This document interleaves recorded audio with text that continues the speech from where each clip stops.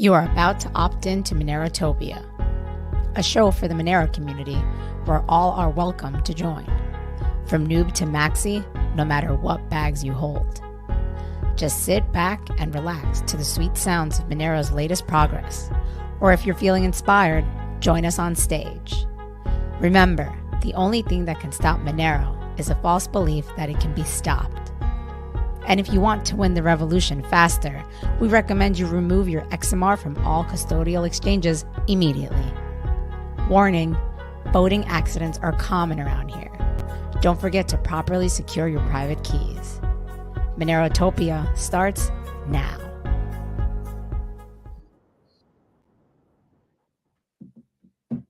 All Hello. right. Good morning. Yeah. Wait, really? The hair is a little more wackier than usual today. You look cute this morning. Cheerios. Look at that. We're matching in blue. How You adorable. look very cute. Thank you. You look like yourself. Good for you. Good morning. Stop. Good morning. Stop it. Yeah, anybody that's listening to Spaces, if you can just tweet it out. Let's get people. There's like nobody in the space right I know, now. it's and people did like it. I mean, like when I posted it, a lot people of people do like us. We swear, guys. For those of you that are currently in the room. Screw you. I swear. Like I got a lot of traction when I posted I just saw it. a tweet. I just saw a tweet 5 seconds ago. Somebody tweeted like, is there a Monero community on Twitter? I feel like people just can't even find us. I don't know. We're here, why. guys. I mean, there's We're so here. much we can do. So I responded try. with the Spaces link. Let's see if they jump in. But yeah, guys, tweet it out. Whatever. Shadow banned, Get the I word believe out. so. We're Seriously. shadow banned. It's got to be it. Can't be that we suck that much. I don't think so. I don't know what's going on. Like we try so hard. Like I don't know what we're doing wrong. Consistently put the content out Yeah, there. it's consistent. We post on YouTube, Twitch, Odyssey. I mean, we get Reddit, a good crowd, like, but we need more. The Okay, word needs we to get need- out beyond the immediate Monero. I people. agree. I mean, we're trying to. It's not like we only like focus on I know. the Monero community. Yeah. I mean, we have people from all over the spaces.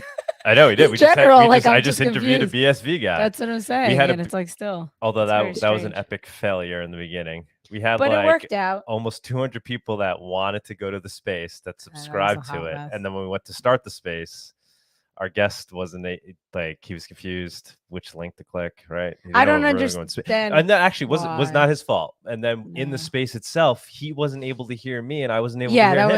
was Twitter is having What some the fuck? issues. Twitter was having issues this week.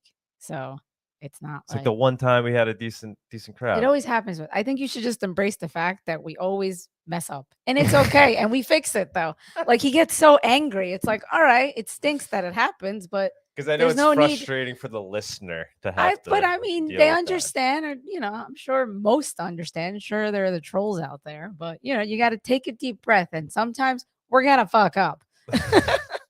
Get over it. It's true. It's okay. Just in your I head. get sometimes, but it's like literally all the time. I know. That's what I'm saying. Embrace it. Embrace it. And it's not all the time. Just embrace it. Learn. This is a new year. I'm a Embrace it. perfectionist. Like Nana. Like my Aw. Nana, who just Well, passed for those away. that My don't know. grandmother. Yeah. She was a perfectionist. Oh, well, I can see She where was you good. got it from. She was a perfectionist, but she actually executed well. I'm a perfectionist that doesn't execute But well, we so it's very do. frustrating. But we do. It's sometimes we mess up, and it's okay. We're pretty yeah. good. Are you kidding me? It's the two of us, and we have an awesome team too. But we Yeah. have a lot going on. Yeah. So more give us people some coming in credit. the room. All right. We're trying to stall a little bit here. Guys, get more people in the room. Tweet it out. How about our StreamYard people? Are there people in there? Yeah, we got a few bunch. Awesome. And with that, help spread the word on the show so we can get more viewers. But I think over time, like people are slowly waking up. It's a Saturday morning or evening. Did we wherever spell they're located. Anarchapulco correct? I believe so. That's how it's spelled. So, guys, today's show, You we're wanna talk about gonna have Neil, who runs our Gratuitas coffee. He like literally roasts all the coffee and sends it out. Does a bunch of other things for Gratuitas. He's gonna be repping us and Monero at Anarchapulco. We arranged to have a table over there, so he'll be down there all week. So we're gonna have him on the show. He's gonna talk about it, and then we're gonna have what's his name, Dan. We just know him as Dan. No, Dan from Anarchapulco. Dan Axton. Dan Axton, who's a super chill, cool dude. He's been calling in from the beach. I know, very chill.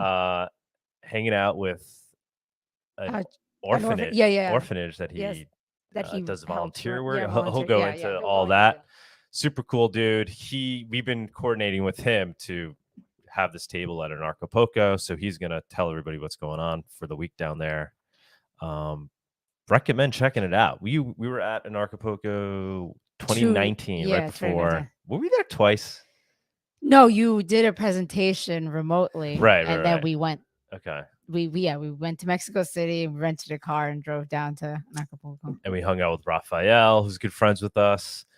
Which I guess we can announce that too, right? So we're working on doing what we did last year, which is having Anarchapulco or Crypto what do we call it? Crypto Vigilante. I'm sorry, Crypto Vigilante, which is virtual involved in Anarchapulco. They're going to be running the virtual conference portion of Monerotopia, just like we did last year. Basically streaming it out live and doing live talks in between speakers. So we're working out the details, but I see no reason why it won't come together. Yeah, we're in the process of we spoke with them. We had a great call with them last night. They're really excited about it. Gang, yeah. Some of them are already down in Mexico. They're talking about other people we can bring in. We're trying to get Jeff Berwick to be a speaker. He was supposed to talk.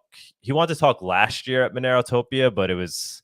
We weren't we had a packed schedule, and then Raphael was like, "Oh, he wants to jump on," and I felt bad, but I had to say no to Jeff Berwick just because I felt like we didn't want to be rude to our other speakers who wanted to have their time. So, but this year I think we're gonna do it right because he lives have more days. Yeah, but also we have more days. I don't want Doc. I don't think. Well, he's on the show all the time, right? Talking about how he's in Mexico City or whatever. So I think he's pretty local. So we were talking to.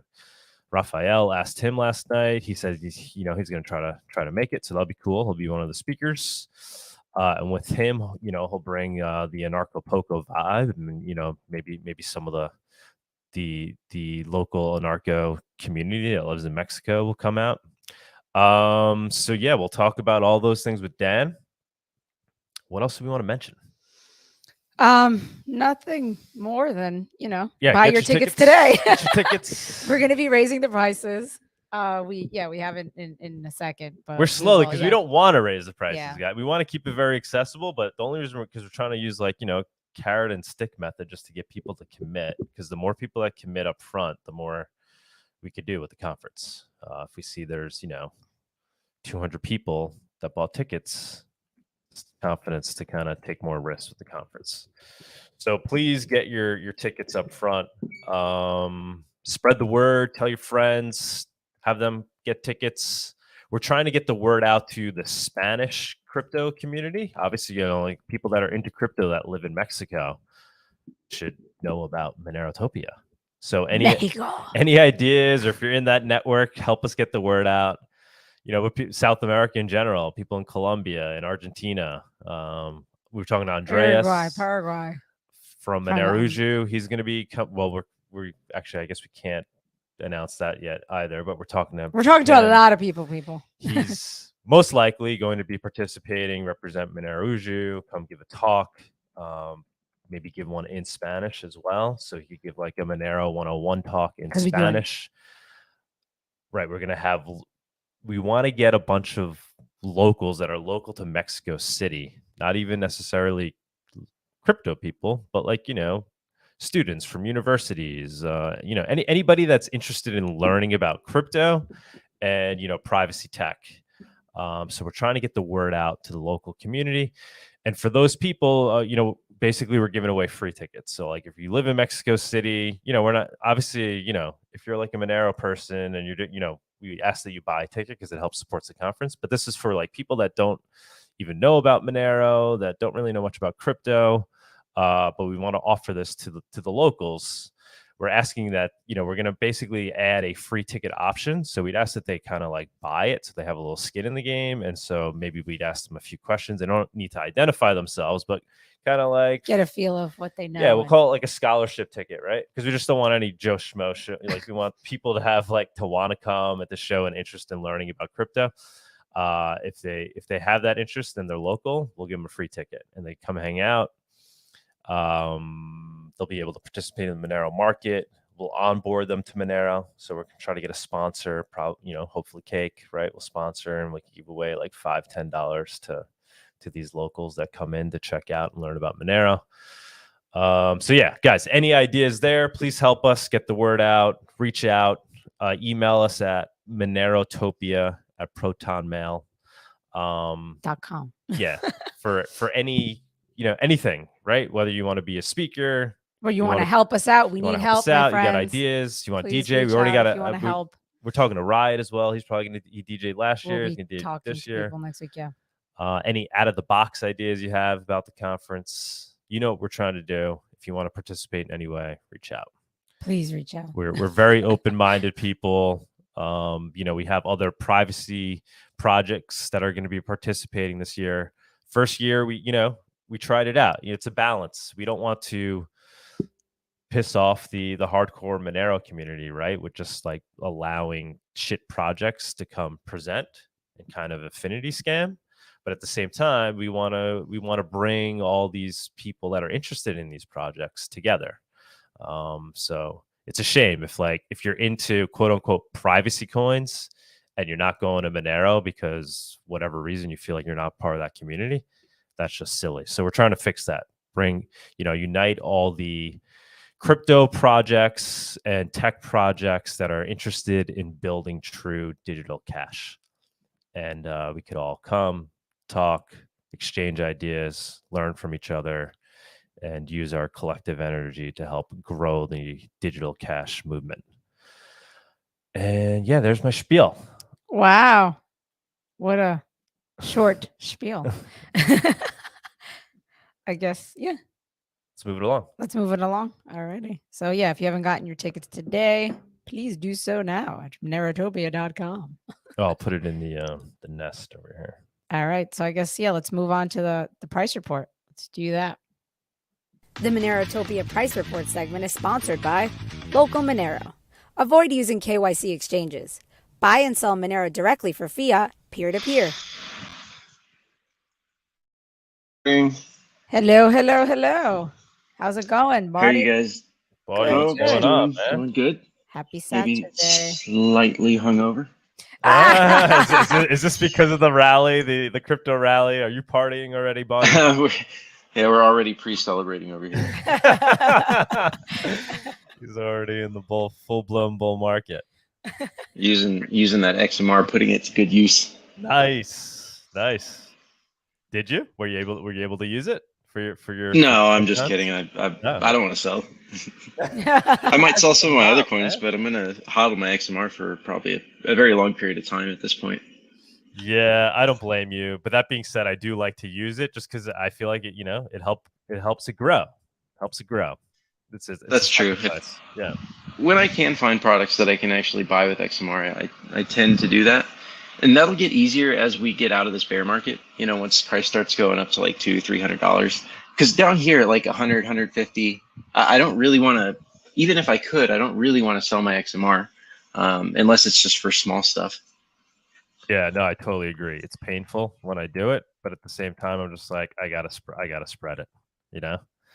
Yeah, yeah, definitely. But I mean, we have our fiat, lives as well, so it's not as painful, right? Because I could just move more fiat into Monero, so it doesn't if you're all crypto and your whole life is crypto and like you don't have a fiat job, I could see it being even more difficult to bring yourself to to spend your stored coins. Yes, especially during bear markets. Yep. So what's going on, man? It's a big week. It's actually one reason I moved to Mexico years ago. Is that we were in this really terrible, brutal bear market in 2018, and I was like, man, I don't want to spend my crypto. I'm starting to run out of fiat. I'm just gonna move to Mexico and try and save some money. I think that's like a theme, right? A lot of people go through that exact same thought process. They're like, all right, how do I hold? I don't want to lose any of my crypto. How do I hodl it through the bear market? Just got to reduce other parts of my life. I think that's like, that really ties into the crypto culture too, right? Especially in Bitcoin and Monero. It like creates this type of individual who's like a minimalist, right? They're not looking to just like unnecessarily spend. It's pretty interesting how that all affects the culture of crypto. Well, at the top of the market in 2017, I was like, all right, got a nice apartment, Lambo.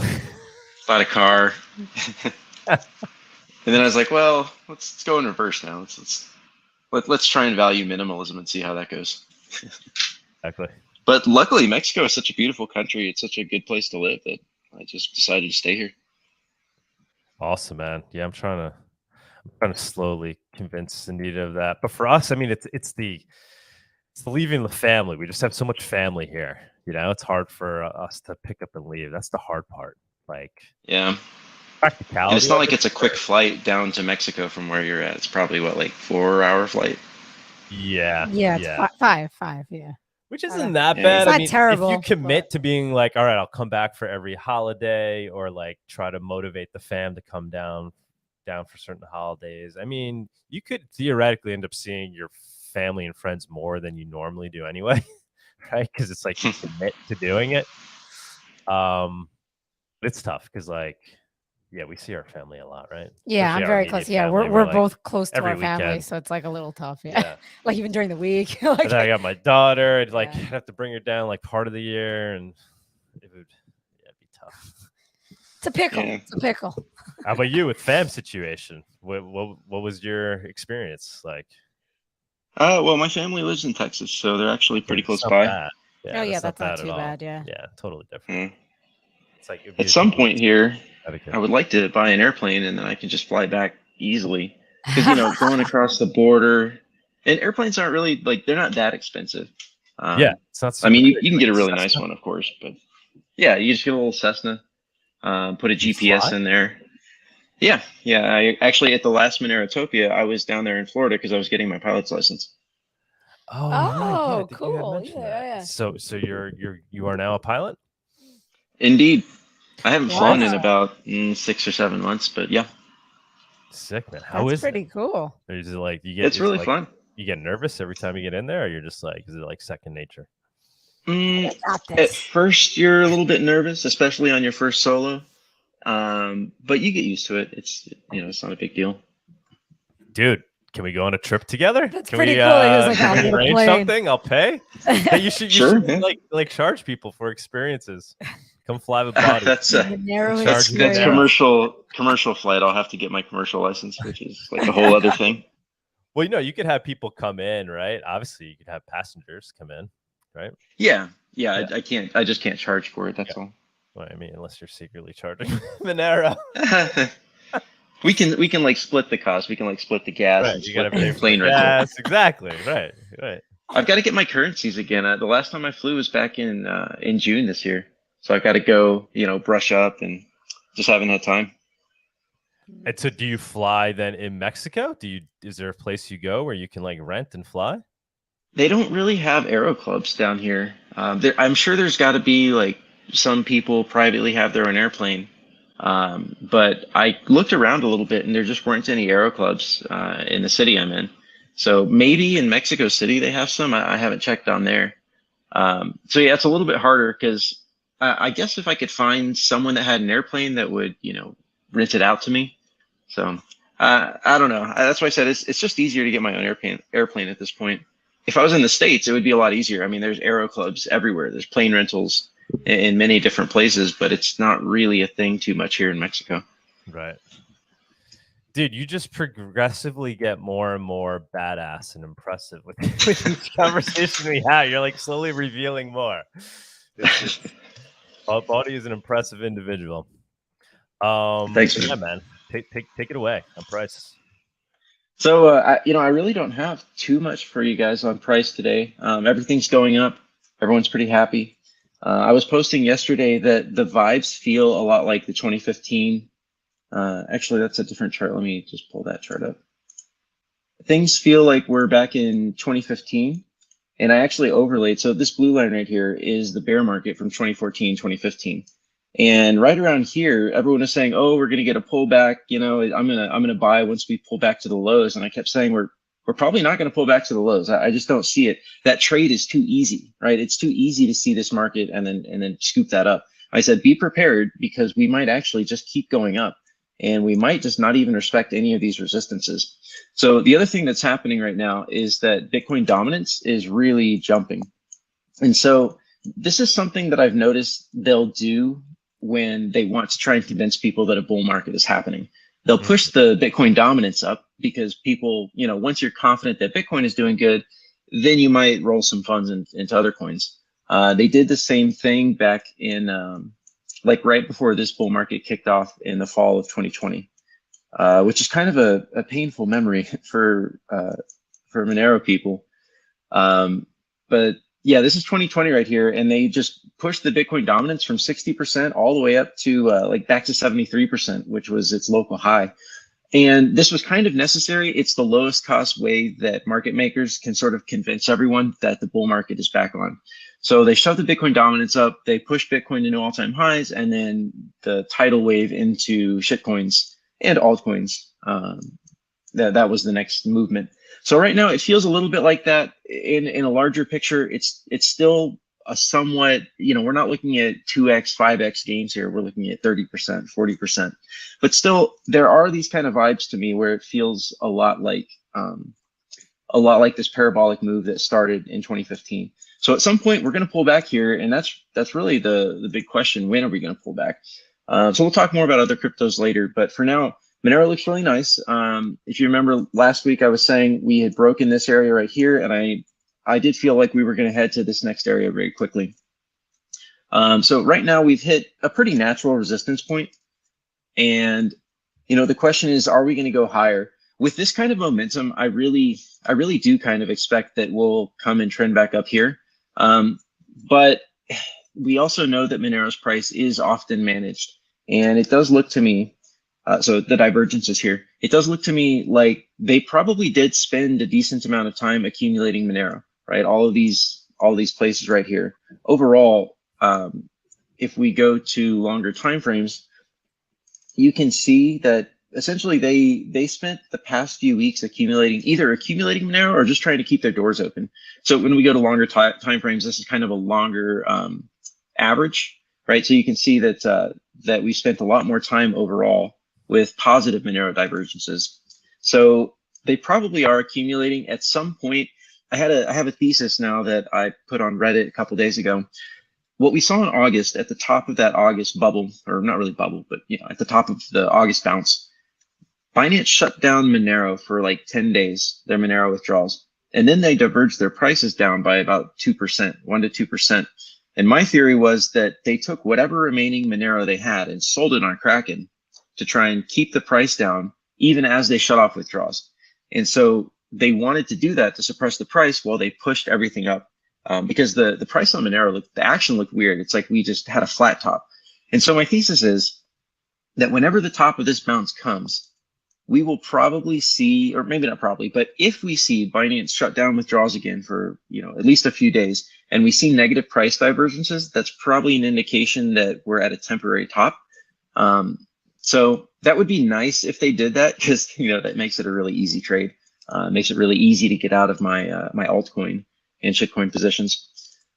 It looks like somebody on Bitfinex is getting bullish on Monero. The green line is the longs, the red line is the shorts. So they're closing their shorts, they're entering Monero longs. This is nice. I'm not sure how much we can trust Bitfinex numbers or who the players are, but it's interesting.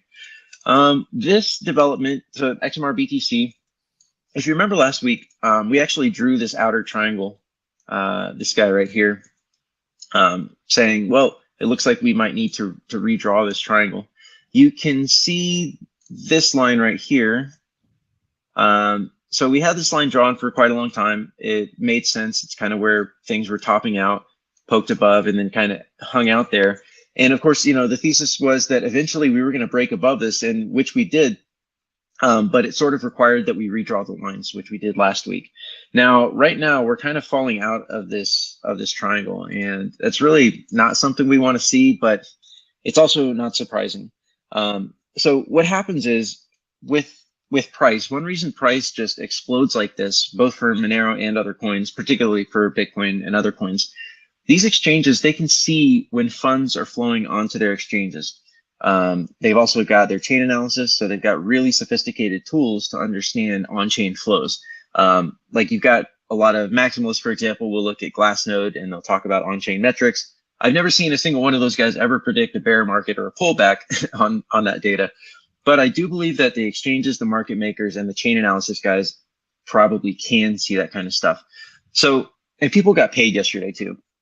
So you have to imagine that these exchanges can see flows into their exchange. And so when they have the idea there's going to be organic purchasing, they front run that. So before people have the opportunity to buy, they just start pushing the price up massively, knowing that people are wanting to buy and they're going to have to buy higher. They did this, for example, at the end of 2020 with Bitcoin and with just in general. Everybody kind of knew we were entering a bull market, but instead of just kind of like we did in 2016, where we went up, you know, and had a nice smooth curve on the way up, they just slammed the price up to 42,000 because they wanted to make sure people had to buy higher.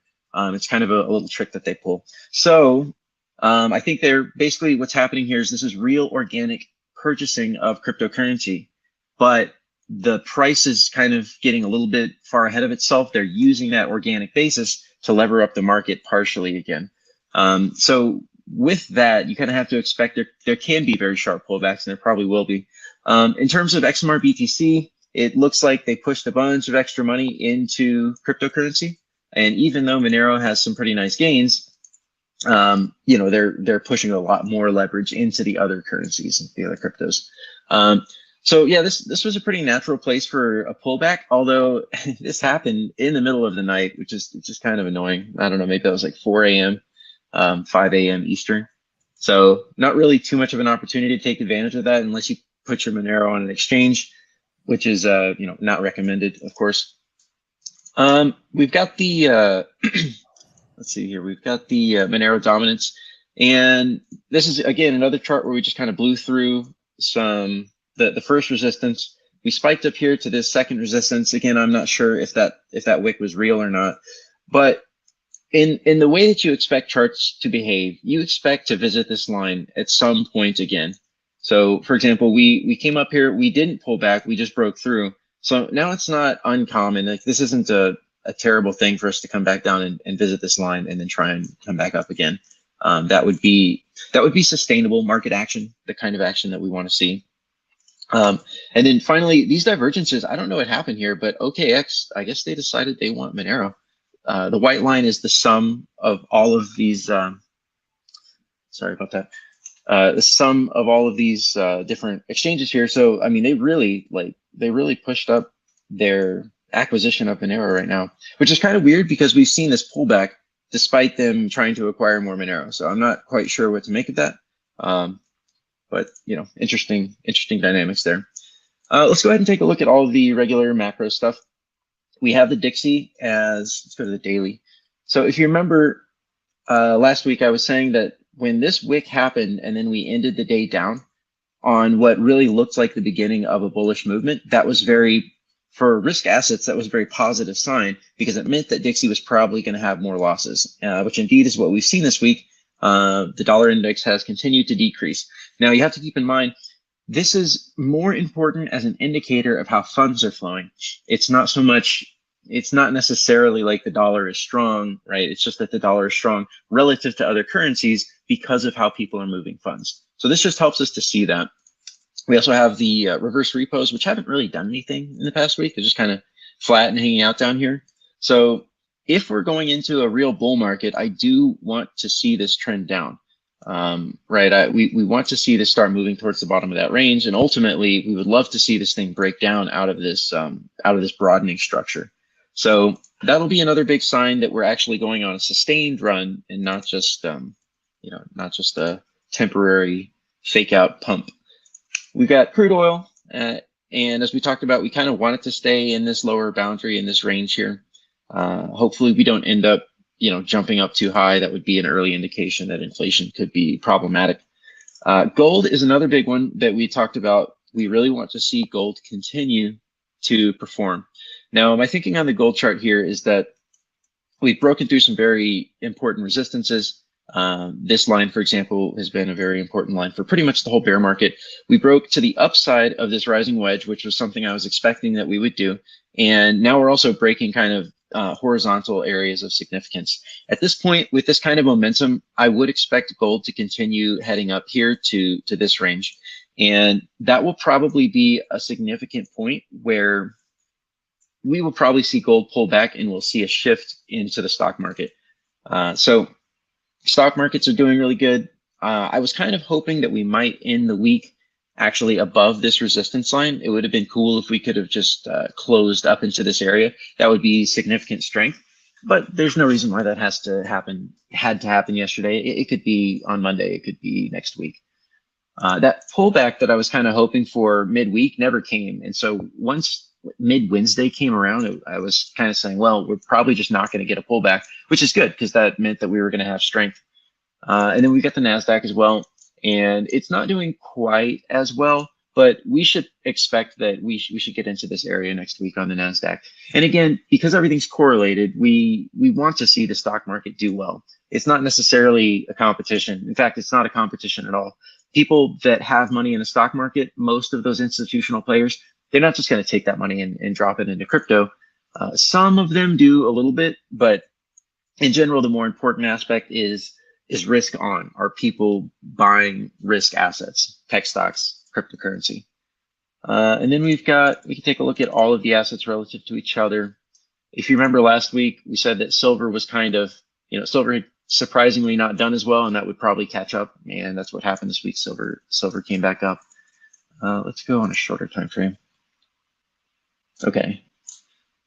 Yeah, so really nothing too crazy to speak of here. Bonds are kind of coming down a little bit. We're seeing bond market come down, which is fine. That's not a big deal.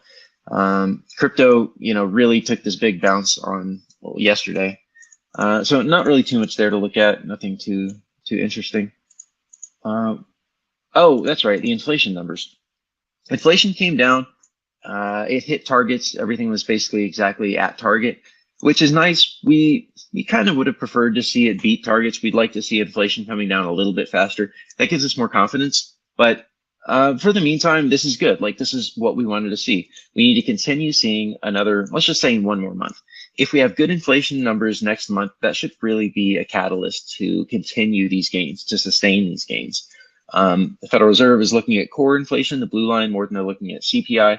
But this is also good just from like a social sense. We don't want people having to pay ridiculous amounts for basic goods and services and food and housing and whatnot. So that's good. The global price of metals, this is just an index. Again, we're bouncing off of this area right here. This is only a monthly chart, so we only get data little by little. But this is a very natural place, the standard deviation. This is a natural place for things to start going up. So again, just the idea that gold and silver should continue to perform here. And we can revisit this chart as well that I showed you guys last week. This was the chart where I said that you can see clearly over the last 2 decades that gold has made reversal before the stock market has made reversal. So that's what we're wanting to see here. We're wanting to see gold continue to make gains, which was the same as this chart over here. So again, we're looking for gold to continue, and at some point it will be, especially if we kind of get a confirmation that the bull market, well, sorry, let me rephrase, that the bear market is temporarily on hold and we're on some kind of at least miniature bull market run, some kind of sustained run. We want to see chart structure and crypto confirm that to a greater degree. And if and when we do see that, that will be the time to hop out of gold and hop back into crypto. Just depending on how you personally like to allocate your assets. Gold is the place I like to go. I like to sell crypto for gold at the top of these markets. It always seems like gold might have the potential to really explode one day, to go to the upside. And it's nice just to hold a solid asset instead of dirty fiat dollars. So this is total crypto market cap. and you can basically see we have broken the larger bear market resistance. So we've kind of got our channel here. We've got our very top line, and we just smashed right through that in a nice little parabolic fashion. We want to see this continue up. I would personally like to see this make it to kind of this horizontal area of significance. Whether or not we get there, I don't know, but the current momentum would suggest we would get there. We can also go to Bitcoin and see Bitcoin's been performing really well. So Bitcoin looks very similar. I know that some of these lines look a bit schizophrenic, but it's just you just have to be able to do that to understand that you don't want to draw like one line and then think, oh, we broke that line, or oh, we didn't break that line, when it's a process in a lot of cases. Like, so for example, this whole area right here is kind of a process of breaking through multiple resistances, and you want to be able to see those. But I do turn off a lot of these lines. So the one that was significant to me was this guy right here. It was significant because that's the most recent resistance line, and it's also the most shallow resistance line. So we smashed even right through that. Things peaked. We got that wick last night. Things peaked kind of right at that same, at that same area. I do expect that this particular run will probably take us all the way to 25K, as long as this momentum continues. So that'll be nice. Like if crypto's doing good, if Bitcoin is doing good, Monero's also going to do good. And then you think it goes back and like retests like 20K or something? Yeah, I think that's likely. We'll probably do some kind of crazy thing, and then we'll do this. But on the way back down, what they'll do is they'll try and establish this as a support area, because obviously with all this action, that's significant resistance. So we just blew right through that. It's very likely we're going to have to come back down and test this area at some point. But that's fine. We can do that a few weeks from now. We already looked at the market cap dominance. We looked at, I was doing something the past few days that I thought was interesting. So if y'all remember that I did a regression analysis, and I'm actually very close to posting that on Twitter, like my full process for how that was derived. But I also did this recently for Bitcoin divided by gold, right? So just BTC divided by XAU USD. And this is actually a very nice chart. This is a very smooth chart. I've tried to do this for other assets, like, for example, the combined total crypto market cap chart. And you look at it and it's kind of dirty. There's not like great lines to draw. But for this chart, for Bitcoin versus gold, this is actually a very nice chart. And it's a shame that I didn't do this earlier, because the very absolute low, capitulation low regression analysis shows that we actually punched down through that. This would have been kind of a good corroborating signal if I had done it sooner. Like just say a couple months ago, I could have said, okay, Bitcoin versus US dollar didn't quite touch the ultimate low, but Bitcoin versus gold did. And that would have been kind of a signal, another nice little signal to be getting long down here. So, hindsight 2020 and all that. But I thought that was interesting, that Bitcoin versus gold has a nice regression analysis that makes sense. So I'll probably try and do this for other assets. I tried to do it for Bitcoin versus the NASDAQ, and that also was a bit of a dirty chart. So, yeah, things look nice. Monero is everything looks like it's close to a reasonable pullback area, but with this kind of momentum and strength, the price is not acting reasonably. So we might go much higher than people think is possible on this first run, hopefully out of the bear market. We're gonna have to contend with 20K probably again sometime later this year. Even if we make a run to 28, 30, or even 40K, we are probably going to have to come back down to these areas at some point, unless the macro situation changes. But the Fed is still selling assets. They're still going to raise interest rates, and then they're going to hold them there for a long period of time. So we'll just have to play that by ear. The macro will kind of tell us what's happening in real time. Kind of as a side note, I was talking with a friend the other day, and he was asking me how I set stop losses when I'm doing like spot trading. And I told him that I actually don't. I don't use stop losses. And there's a danger to that. For example, if you're not paying attention to the market, that can be dangerous. But the thing is, the market is dynamic, and the way that price moves is dynamic. So your stop losses kind of also need to be dynamic. And so the other thing is you have to really have good control of your emotions. You can't let your hype emotions get in the way of taking profit, and you can't let your fear emotions get in the way if hypothetically you need to move your stop loss down. on a spot trade. Leverage is a whole different story. I don't recommend anyone trade leverage. You can even know what direction the market is going to go and still not trade leverage successfully. This is why you're a natural pilot, man. You know how to navigate, deal with risk, assess risk on the dime. Wow, no stop loss. They teach you that. That's pretty They do ballsy. teach you that.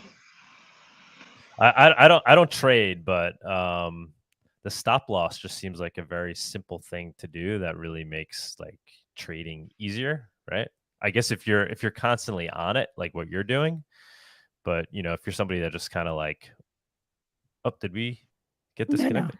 No. If you're somebody that just kind of wants to like, you know, buy the lows and sell the highs, and you don't want to lose your stack along the way, right? I feel like stop losses are good things. What do you think? I would never have a stop loss for Monero. I'm going down with the ship. Yeah, I'm the same. Don't get me wrong. I don't even. Yeah, like there's no stop loss. No, but like if you're just trading, I mean, stop losses are a good thing. If you're not on it all the time, if you're not confident in your ability to assess the market, then yeah, you really probably do want to use stop losses. So it's kind of a variable thing there. They're safety, and like that advice that I'm giving there, where I'm saying like I don't use stop losses, you just have to be very careful with that. Yeah. At your own risk, people. At your own risk. Trade at your own risk. Don't recommend it. The thing that I do recommend though is that you move your stack periodically. You rebalance maybe once or twice a year. If you can see the big broad trends that are happening, get on the right side of those trends and then just stay there. Like for example, it was very clear, at least to me, it was clear in October of 2021 that was a top. We were very close to a top. So pulling some off the table, reallocating, rebalancing your portfolio into gold, for example, that was a very natural move, right? That was easy to do. And then you just stay there, right? You just hang out there for say 9, 12, 15 months. And then when you see the conditions starting to change, like we have over the past couple months, you start reallocating, right? You don't trade. It's more like you have to manage your investment somehow. So I really, above DCA, I recommend doing that. I mean, obviously, if you got a fiat job and you're making money, then obviously DCA as well.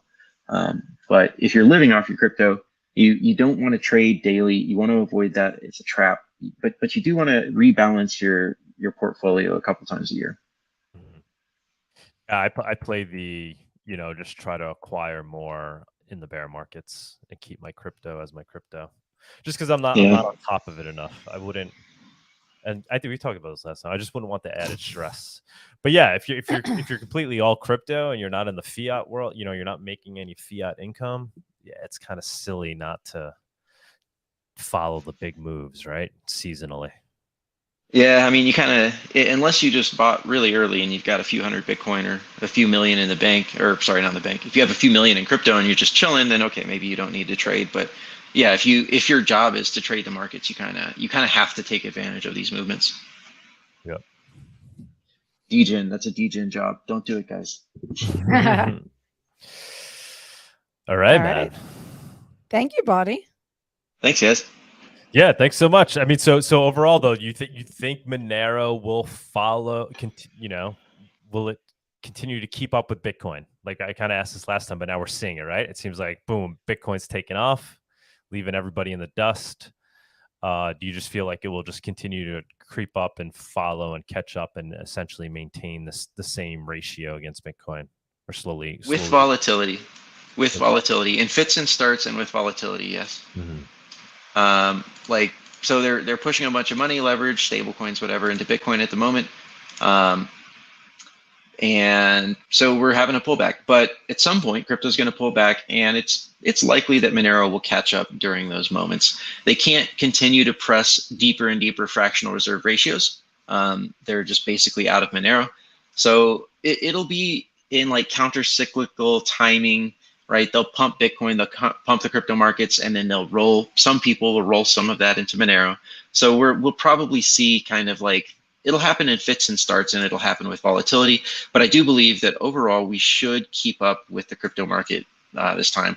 I mean, obviously not like the brand new coins that do like 100x or 1000x, right? Those coins are a different story. But Bitcoin, Ethereum, yeah, we should keep up. The other thing too is you can see, this is a really natural resistance area. right? If you remember last week, I said that if we see Bitcoin and the crypto market's pumping, I was saying last week that we could roll over, right? We could spend some time going sideways here against the rest of the crypto market. So it's not entirely unexpected for this to happen. Luckily, we're still in this rising triangle, or sorry, this rising wedge. Hopefully we can stay there. Normally these things do break to the downside. We do have this kind of secondary resistance right here. Secondary support, this rising resistance that turned into support after we got above it. So yeah, I mean, I'm sorry, I probably don't have like as great a news as I would like to have. I do think this chart is still bullish. It's just that we might need some consolidation time before continuing to go up. All right. So no 0.02 by Monerotopia? I can't promise that. I'll do my best. All right, we'll see what you can do. Thank you so much, man. Greatly appreciate it. Great convo as always. My pleasure. Thorough. For those that are listening in the space, obviously you get more out of it if you're watching the charts. You can see those on YouTube. But we will move on. Thank you, Bawdy. Thank you, Bawdy. Thanks, guys. Great. Talk to you next time. Weekend. Bye. All righty, let's move on to our guest. They're waiting patiently. The Monerotopia guest segment is sponsored by Cake Wallet. Store, send, receive, and exchange your Monero and Bitcoin safely on iOS and Android too. Cake Wallet is open source, and you always control your own keys. What's going Hello. on, guys? How's it going? Hey, going pretty good. Down here in Bonefil near Acapulco. Very nice. Hello. Looks like you're chilling there. You're chilling. You're hanging. Yeah, this is Kevin and Noe. Hi. Hey guys. Hola. They're like just staring. They're like, hello, the street. Yeah, they can't hear you. I've got a headset in. Oh, okay. Yeah. They're like. And what are you doing with the orphanage down there?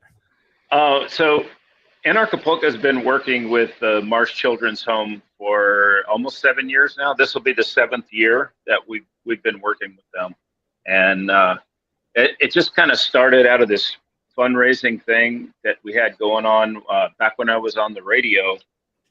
Dash used to sponsor us. I know Monero people love Dash, but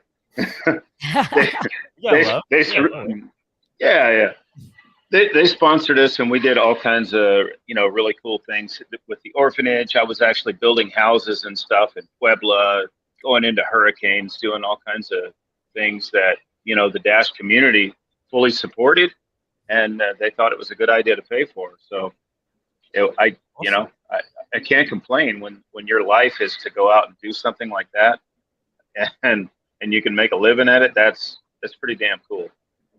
Awesome. Yeah, that's definitely a fulfillment there. Yeah. So what type of things are you working on with them? So I have a friend called Brent. His name is Brent. He goes by Burnt MD.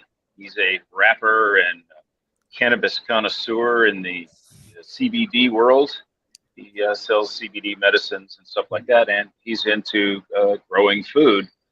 And when I brought him here a few years ago, he just became more and more interested in working with the orphanage, and it really touched him. So he decided that their diet kind of sucked, and it does, because it's based on what people donate, and so it's a lot of starches, tortillas and breads, and not a lot of really good food.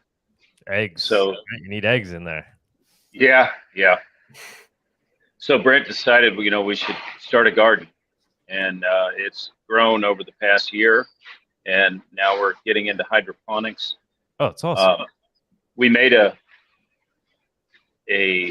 vertical hydroponic system that covers about 1 meter, and it has 100 slots for heads of lettuce.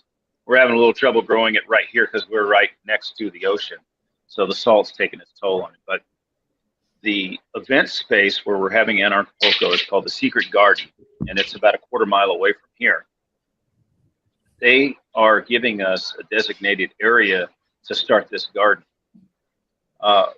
When I put this out, we went ahead and made the first unit and started growing in it, and I put a video out on Anarchapulco's Telegram, and somebody from the Netherlands seen it and decided they wanted to be part of it too. They're donating 2 deep water pools. So that's a bunch of floating rafts that you put plants on. So the pools are 55 feet long by about 4 feet wide, and there's 2 pools. So we can grow thousands of plants in these pools. Plus, we're looking at doing the verticals. So that's amazing. And we'll so be raising money. You're gonna have we'll be raising money at Anarchapulco. That's gonna be like set up essentially, because that's where the is. Yeah. We've already gotten the stuff that's coming in. We're starting to dig out for the beds, and we've already got the first prototype unit of the vertical stuff going. We're growing tomatoes in it. Actually, they're doing okay right here, but the lettuce is just not faring well, which is what we really wanted to grow in there. But so people can get involved or whatever. The last 2 years, we've been having auctions at Anarchapulco and been raising money. Last year, we raised $40,000 for the orphanage. The year before, we raised $20,000. And we've got this auctioneer who just gets everybody into it, and it works out great. So we're going to be doing that again this year, and we're going to have probably double, if not more, than the people we had last year. I know we've got room for 1,000 tickets. So I believe that we'll sell out. I know we did sell out for the last 2 years, and the previous years before COVID, it was approaching right at 3,000 people that were attending. Amazing. And you guys are going to be there. Yeah. So, thanks we're happy about that. Yeah, I thought it was a great idea. I love the idea that you guys are doing with the coffee down in Guatemala. So that's stuff that I dig, and and congrats on that. I want to hear more about that, and just to have you guys doing your media there and setting up people with Monero wallets, telling them about private crypto. Yeah, man. Look forward to working with you. Let's get Ridolfo up here. Hey, how's it going? Good. I just booked my plane ticket and Airbnb a couple of days ago, so it's official. Oh, cool. Nice. Cool. Yeah. So I met you guys through him, right? Didn't I meet you in Seattle, right? At one of the Bitcoin meetups? Bitcoin meetup. Yep. Yeah.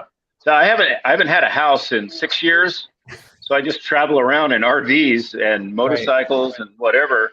I have a travel channel. You can see some really crazy stuff that I did recently. I can only imagine. So on my way, on my way down here, I drive this adventure bike that's packed with 300 pounds of gear to camp on beaches and whatever. But I ended up in the middle of that Sinaloa mess, and so I was documenting the whole thing, driving past all these burning buses, and it was madness, man. People are like, "What? You're crazy! Why would you do that?" I'm like, well, why wouldn't I? I'm already here. Why wouldn't I document it? Wow, you made videos of that? You put it up? Yeah. My travel channel is called ANRV Adventure. It's supposed to sound a little like anarchy, NRV, So I drop in little nuggets. It's kind of aimed at the mainstream, but when I'm traveling around, I make sure to drop little hints of how inefficient government is, and how they suck and they're corrupt, and the ways that I've had to bribe them and just to get by here in Mexico. So I like dropping those seeds of anarchy out there. When you come up to Monerotopia in May, you're gonna take your motorcycle? Probably so. Nice. I love traveling all around in Mexico. And recently I went to the top of a volcano in Mexico City. And, holy shit. Yeah. Between you and you can only go so far. Down there. We got to introduce you to Bawdy. Ridolfo, so you want to quickly tell everybody what's going to be happening down in Anarchapulco with regards to Monero and Gratuitas and the whole deal? And who you are? Yeah, so I think I'm going to bring down I'll have Colombian beans, and I'll probably actually have some Mexican beans that I think you guys got a couple months ago. I'm going to be bringing down this roaster right here. I'll show you. Give you a little peek. Uses infrared technology. Little drum, and then the cooler is right over here. So yeah, I'm bringing that down, and I'm gonna roast some beans for people. Do some live demonstrations and kind of just explain the website, and I think I'll also be handing out some XMR if people download Cake Wallet. So awesome. Yeah. Yes. So if you're going down to Anarchapulco and you're into Monero, right? Maybe you might need some help at the table, right? Like if anyone wants to like come hang out at the table, I'm sure Ridolfo would appreciate it, because we want to try to onboard people to Monero down there. So it takes time. You'll see. Efforts, and like you tell them to download the wallet, and then you're explaining Monero. Like it takes a second for each person. So you got to set up the transaction. So if anybody that's maybe you're already going to be down there, or you're thinking about going down there, we encourage you to do so. Have a good time all week at Anarchapulco, and then you can help Neil hand out Monero and onboard people. Yeah, for people that want to help out, just email Ridolfo at contact@gratuitas.org. Yep, I got access to that email. Reach It'll out. make things a lot easier instead of trying to do two things at once. I think. Yeah, 100%. You're gonna, and it's fun. It's like a time-consuming process where I gotta like change the buttons and stuff every couple of minutes, so it's not like. For people that don't know, he was the roaster at Monerotopia 22, and he did a great job. Yeah, if you were there, right? Yep. Awesome. You did a great job. Same type of machine. Yeah. Yep. Yeah, whenever anybody that orders Gratuitous, Neil's he He's roasts the guy. it up and ships it out. So you get freshly roasted coffee. Yep. It's a little hard to do on the spot, right? It's a little hard to do. It produces a lot of exhaust. Yeah. So I live in an apartment in the greater Seattle area. So I go to a friend's place like 20 minutes away. Wow. Lives in a house, doing it in his backyard. That's cool. Yeah. Who I think my lease is up in a couple months, so I think I'm gonna be looking for one with a house instead of how many orders are we getting like on average now? Like it ranges. So like there'll be like some weeks where I have to roast like 10 bags, and then some weeks we'll have 0 or 2. So I'd say it ranges from like 2 to 10. Okay. So and like Rodolfo was saying, we have new beans from Colombia, who's from somebody else that's in the Monero community that reached out to us that said they had access to farms, and we worked it out over the course of a couple of months, and we finally got the beans shipped. We'll be going down to Colombia at some point to go to the farm, hook the people up with their wallets, and then we also worked it on getting beans from a farm in Mexico when we went down to Mexico to set up Monerotopia. So we're going to try to have those beans shipped to Anarchapulco. And then, same thing. We'll go to that farm. That farm was pretty cool. It was like literally in the mountains on a mountainside. They thought we were crazy for being there. They're like, why are you guys here? We're like hiking. I was like with the dress and sneakers. Trying to what area? This is what area is that farm in? Oaxaca. It was near Oaxaca. Cool. Yeah, it was in the Oaxaca region. We were on the coast and we drove inland, maybe like what? No, we were in Hatulco, and then we drove up north to towards Oaxaca, but I forget what the city. Cool. I was down there. I went through Mazunta and San Jose del Pacifico. I was in Oaxaca for Day of the Dead. It was pretty crazy. I'm sure. Yeah. Beautiful. Yeah. Wow. Yeah, I love Mexico. Mexico's amazing. There's going to be another representative of Wallet who has Monero on it here. Paul Puey of Edge is supposed to be coming to speak. So. Oh, okay. I don't know. He might pitch in with you guys or something and get some more Monero going. We'll see. I'll send him a message and ask him about that. But are you going to recommend the Cake Wallet? Should I put that out into the Anarchapulco chat or anything that people should expect to download the Cake Wallet? No, it doesn't matter. They use whatever Monero wallet they want. But when we're down there, we're gonna try to get Cake to sponsor. But like you said, maybe we could get Paul too if he wants. They sponsor and they give a couple of $100 or whatever. Then we can give out Monero and ask the people to download. Cake if Cake sponsors and they're willing to reimburse. And Neil can. Is Cake a multi-coin wallet too, isn't it? It is. So there's Cake. Cake was the first Monero iOS wallet, and then they eventually they added Bitcoin and they added Litecoin. And then they also have a fork that they built, Monero.com wallet, which is just the original Cake wallet, just Monero only. But yeah, Cake has a couple different coins on there. Yeah. And they have exchanges built in. They have Cake Pay built in, which is kind of like the Dash Pay thing. So you could instantly buy gift cards anonymously with Monero at point of checkout. So they built that into their app. Cake has become quite the utility in the Monero community. I'll have to check that out. Do they do any ZK stuff with Zcash or? They haven't added Zcash yet, but there's talk of it. Okay, cool. Maybe they can add some of the other Zcash forks.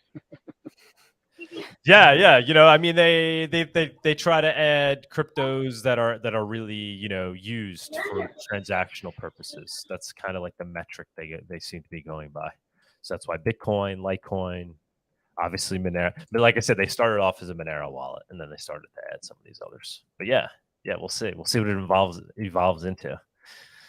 All right, guys, this is great. You guys want to jump in the Twitter space, and we'll continue the convo there? And news. I don't know what happened with Tony. Well, Tony's ready. If you want to. All right, have Tony jump on. All right, we're gonna have Tony jump on, give the news, and then if you guys want to jump in the space, we'll jump in the space. If people have questions about Anarchapulco or whatever, by all means. There we go. All right. So yeah. Wait, Danny's muted. Go ahead, Danny. You're muted. Yeah, which Twitter? Is just Monerotopia on Twitter? Yeah, Monerotopia on Twitter. You'll see that the space is live. Yeah, I sent you the link in Telegram. You click on that space. Okay, cool. Tony's going to quickly run through the news, and then we'll jump in there with you, hopefully within 10 minutes. Yep. All right, sounds good. All right, sounds Thanks, guys. Good. Thank you, guys. And now for our weekly news segment.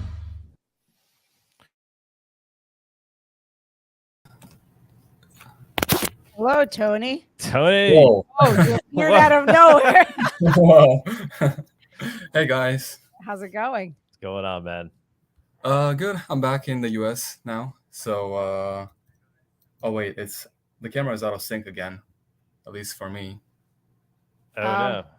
It was just fine, I think, now because we just did.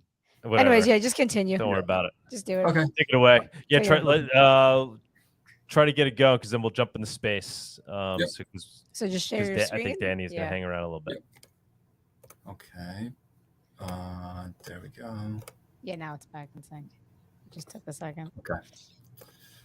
Okay. Hey guys, welcome to the weekly news section. So grab some tea, some beer, whatever you want, and let's get into it. The first thing that I want to mention that I found interesting and cool is that Linux Mint accepts Monero as donations.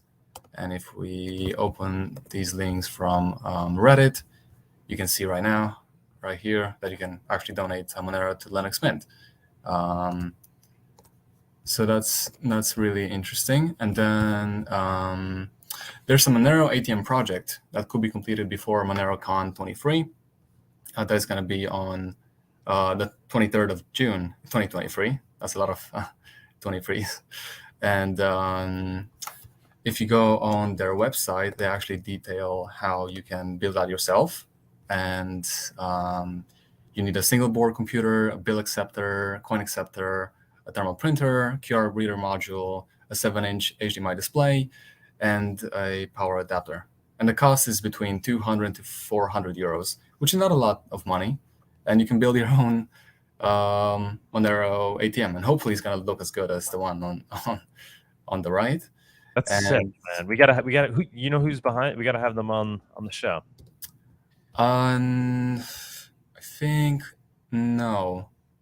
I don't know, but I need to look into it. That'll be cool. Like if we can have that for Monerotopia in Mexico, that'd be amazing. That'll be amazing. Yeah. And you can exchange cash. You can, they support many currencies, even coins, and it's written in Go. So That's cool to see. And of course, there's no camera like all the other ATMs, and yeah, it's cool. Then let's talk about over quick. Elite Wallet. It's a multi-currency mobile wallet that supports Monero now. It's a non-custodial. It has a built-in exchange for dozens of pairs. You can buy cryptocurrencies with credit, debit / your bank. You can sell cryptocurrencies by bank transfers. And if we go on their website, it's essentially a privacy-oriented self-custody wallet. It's available for Android and iOS wallet. And iOS, and you can also donate in Monero. If you go all the way down, you can donate in Monero for the project. So it's good to see more and more people becoming more privacy-oriented and more keen to Monero. Then I want to mention MIT and their inclusiveness report from 4 countries. They're looking into CBDCs, and they've done some research. I think a 15-month research. Yes, a 15-month research on India, Indonesia, Nigeria, and Mexico, and about how, so essentially low and middle income countries, and how, what inclusion issues they might have with CBDCs. And if you go down, if you go on this tweet by Bilal, it talks about the paper published by MIT Digital Currency Initiative, and they're looking into self-custody. That's a big thing. Offline capabilities. That's also huge when it comes to making digital payments. If you don't have internet, you need to be able to make payments, and then there comes the trust. But if we go down on the article, there's a quote that I find really interesting.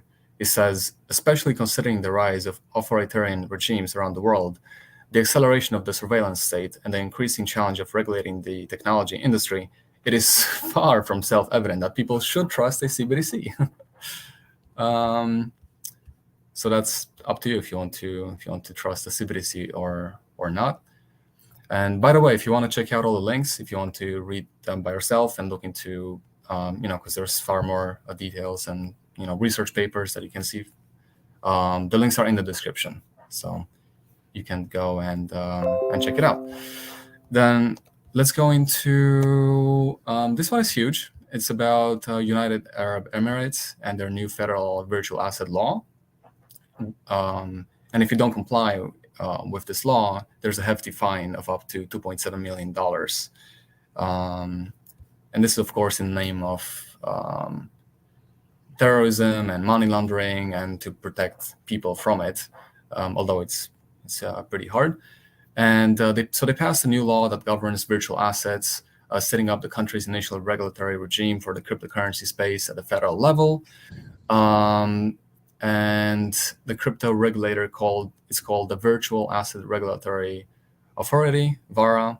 And Irina Heaver, she's a United Arab Emirates-based crypto and blockchain lawyer. She explained that the move has several implications, and entities that engage in crypto activities must secure a license and approval from the new regulator.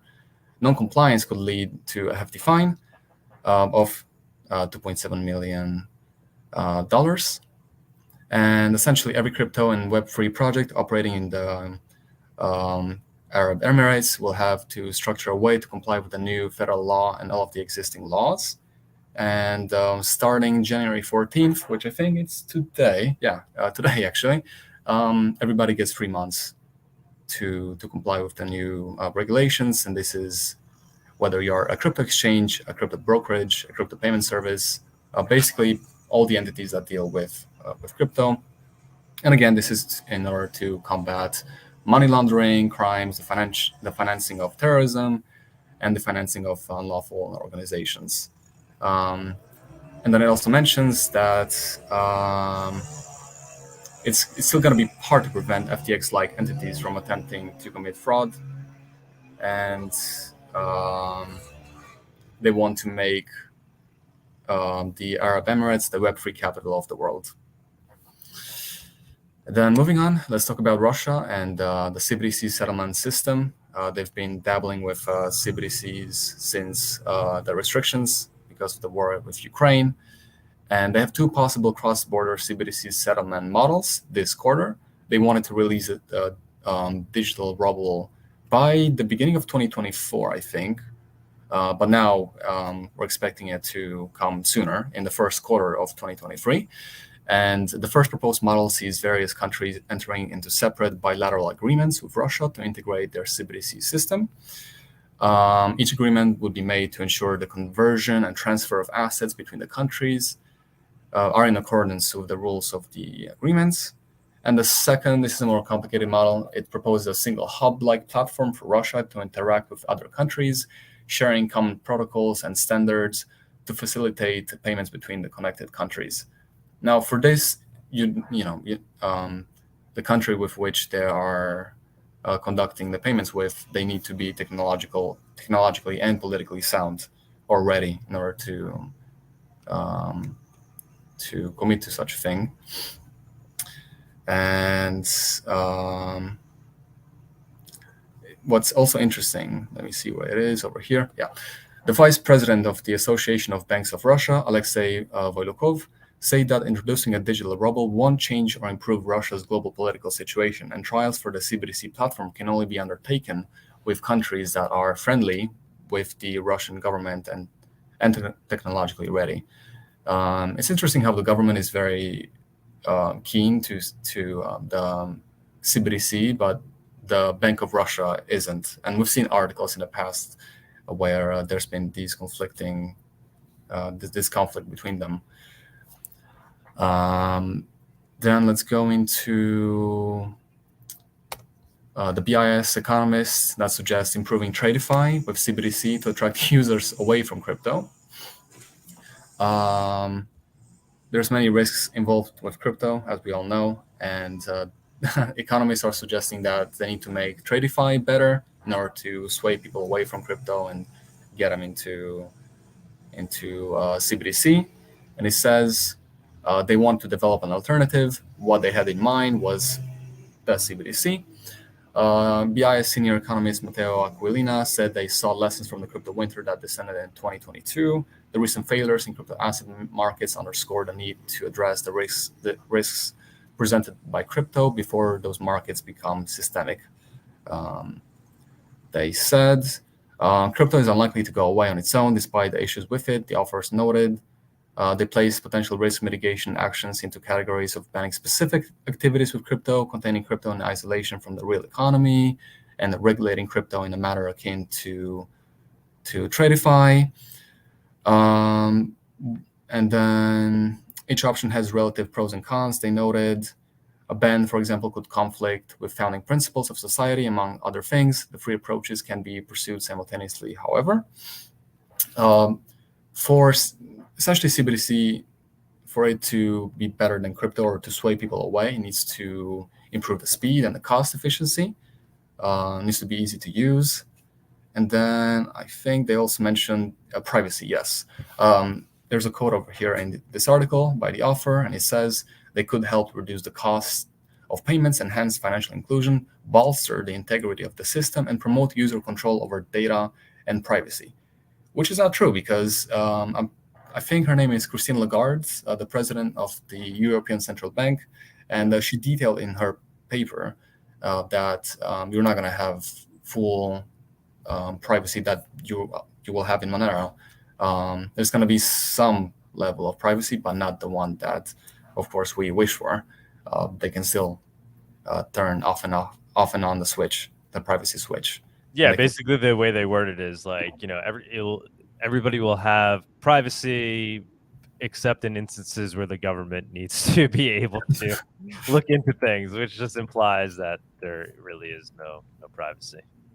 Exactly. And this is detailed in their paper. There's a paper that we talked about in the past. And even they say in that paper that you're not going to have that level of privacy that, you might think of. But they still throw the word privacy in there, of course. It is interesting when you ultimately think of CBDCs versus crypto and how they're going to be competing against each other. And, if CBDs, they might be able to mimic the predictable supply, right? Like theoretically, by saying, we're gonna show you, you'll always know how many CBDCs exist at any point in time, and as they try to compete with Bitcoin, right? They're gonna have to like add these features essentially, but the privacy, they're just never gonna fully give into that because they just can't. As a government, they're not gonna give that part up. So it's gonna be interesting as they try to compete against crypto. But they'll never be able to mimic something like a Monero and say, like, here's a truly cash-like thing that people can use to transact without surveillance.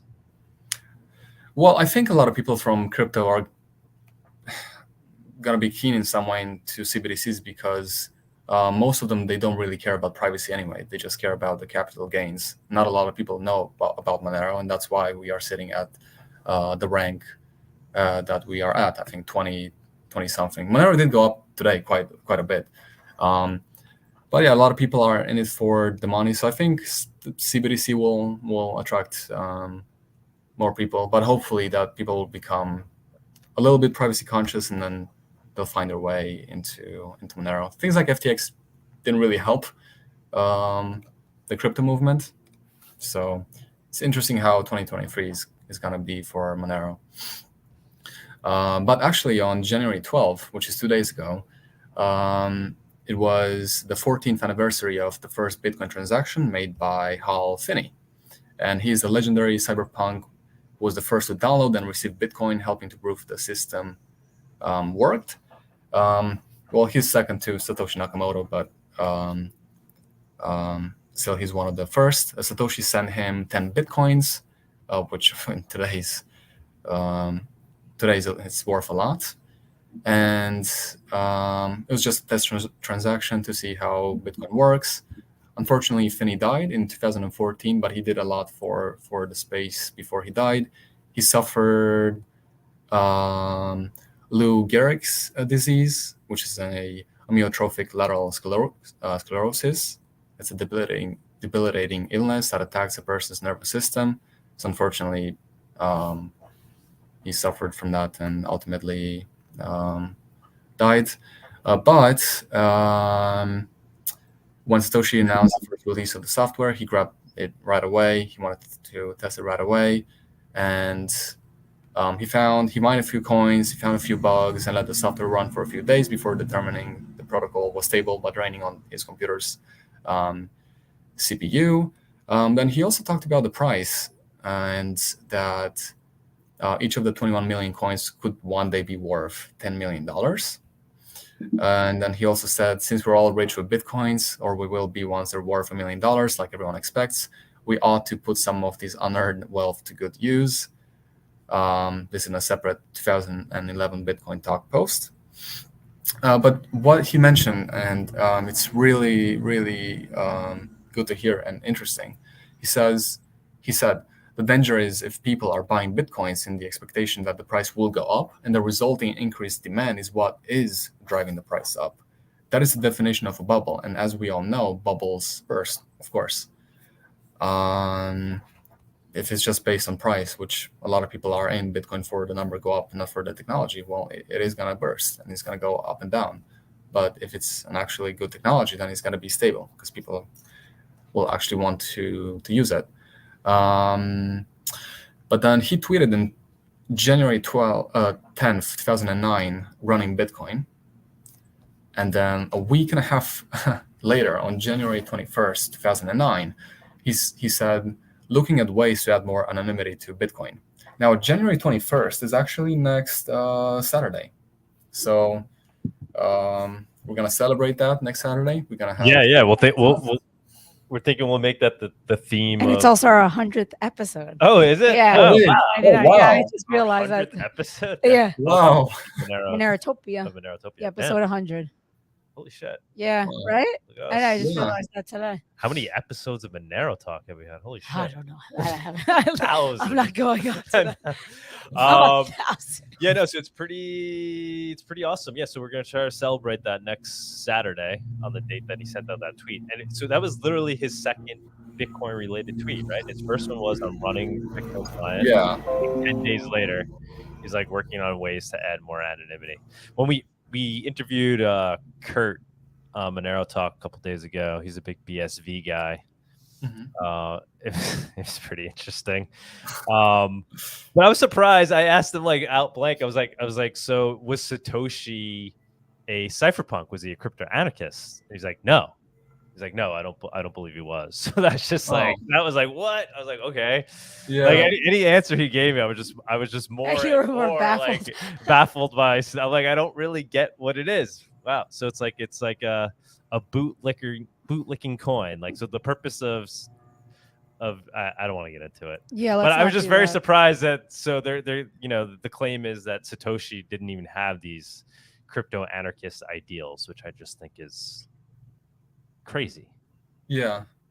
But I wonder like what happened to Halfin, because he tweeted that he wanted to add more anonymity to Bitcoin, but maybe nobody was interested besides him at the moment, and maybe he gave up. I have no idea. Well, there was talk of it. I mean, there's that famous post of Satoshi talking about potential having the conversation kind of out loud about how anonymity could be added, or more privacy could be added to Monero. Yeah, by effectively adding. He described ring signatures and stealth addresses. Yes.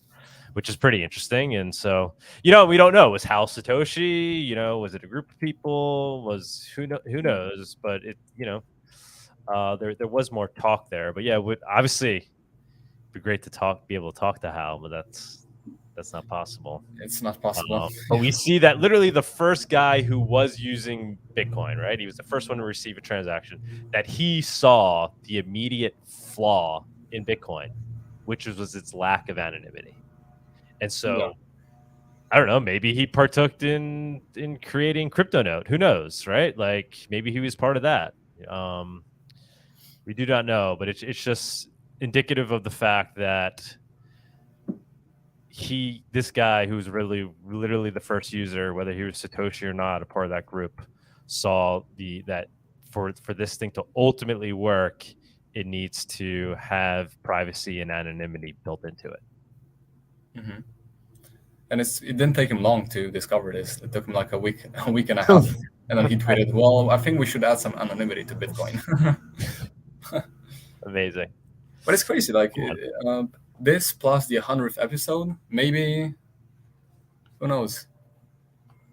I mean, it was meant to be. Yeah, I know. I thought I was.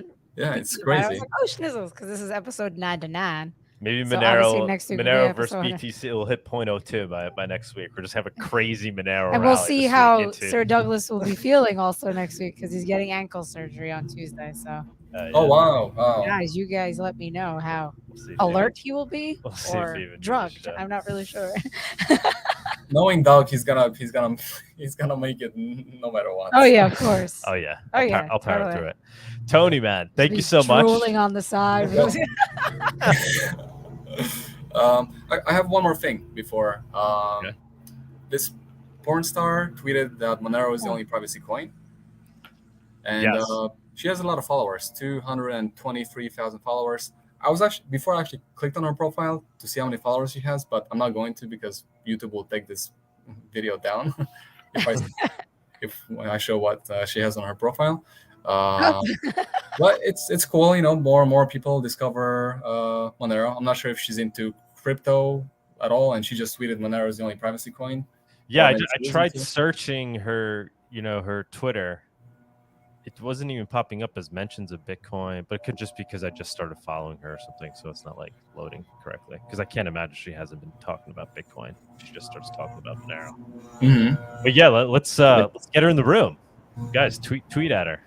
I sent the tweet out inviting her. Brenna Sparks. Yep.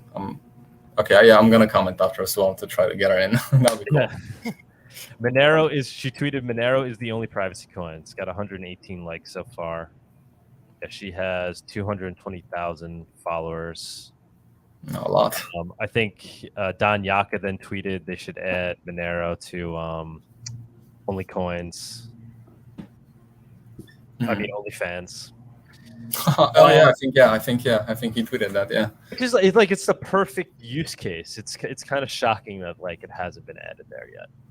I know people are talking about like working on Monero based OnlyFans or something. Yeah. You would think they would just adopt it though. It just seems like something that would really help their business, right? Like people that want to, for the customers too, right? Like they don't. Why would they want to use their credit card or some? Why wouldn't they opt to use Monero for purposes like that? Right? Yeah, I mean, good to see it growing. Monero growing. When people need digital cash, they mention Monero. All right, man. It sounds like you're getting your lawn cut. Yeah.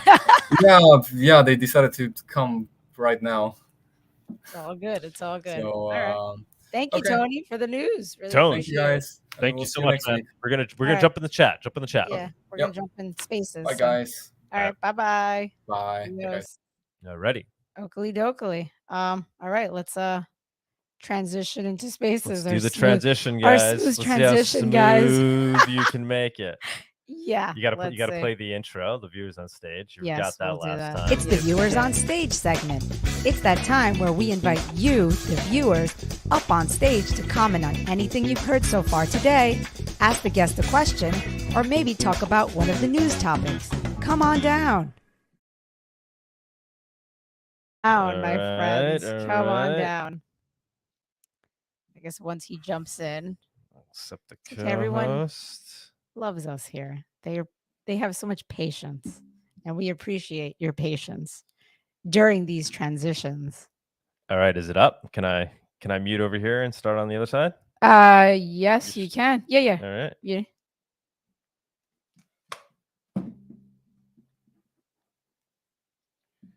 Transitions. All right, is it up? Can I mute over here and start on the other side? Yes, you can. Yeah. All right. Yeah.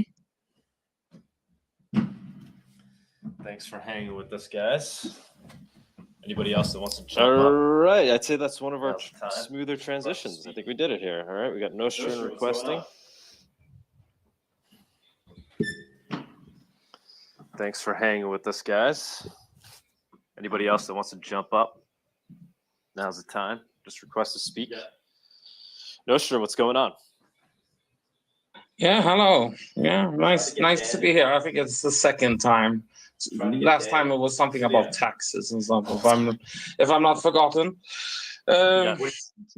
You read the tweet I sent about when we talked about the Monero and the BCH, and I understand you wanted to go visit the green side as well. What do you say? Visit BCH? Yeah, I mean, I'm familiar with BCH. What I think the two communities obviously align very well. Both projects are trying to be digital cash. I'm always impressed when I go to New Hampshire, when I go to PorcFest.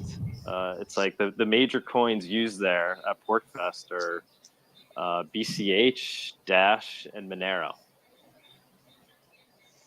Yeah, it's a lot of things going on the BCH, and I sent a tweet to Wendy here to talk about maybe how we could meet and stuff like that. And I will hope to try to network various community. The last podcast that BCH had, they had actually someone from the Litecoin community, and it was wonderful to listen to.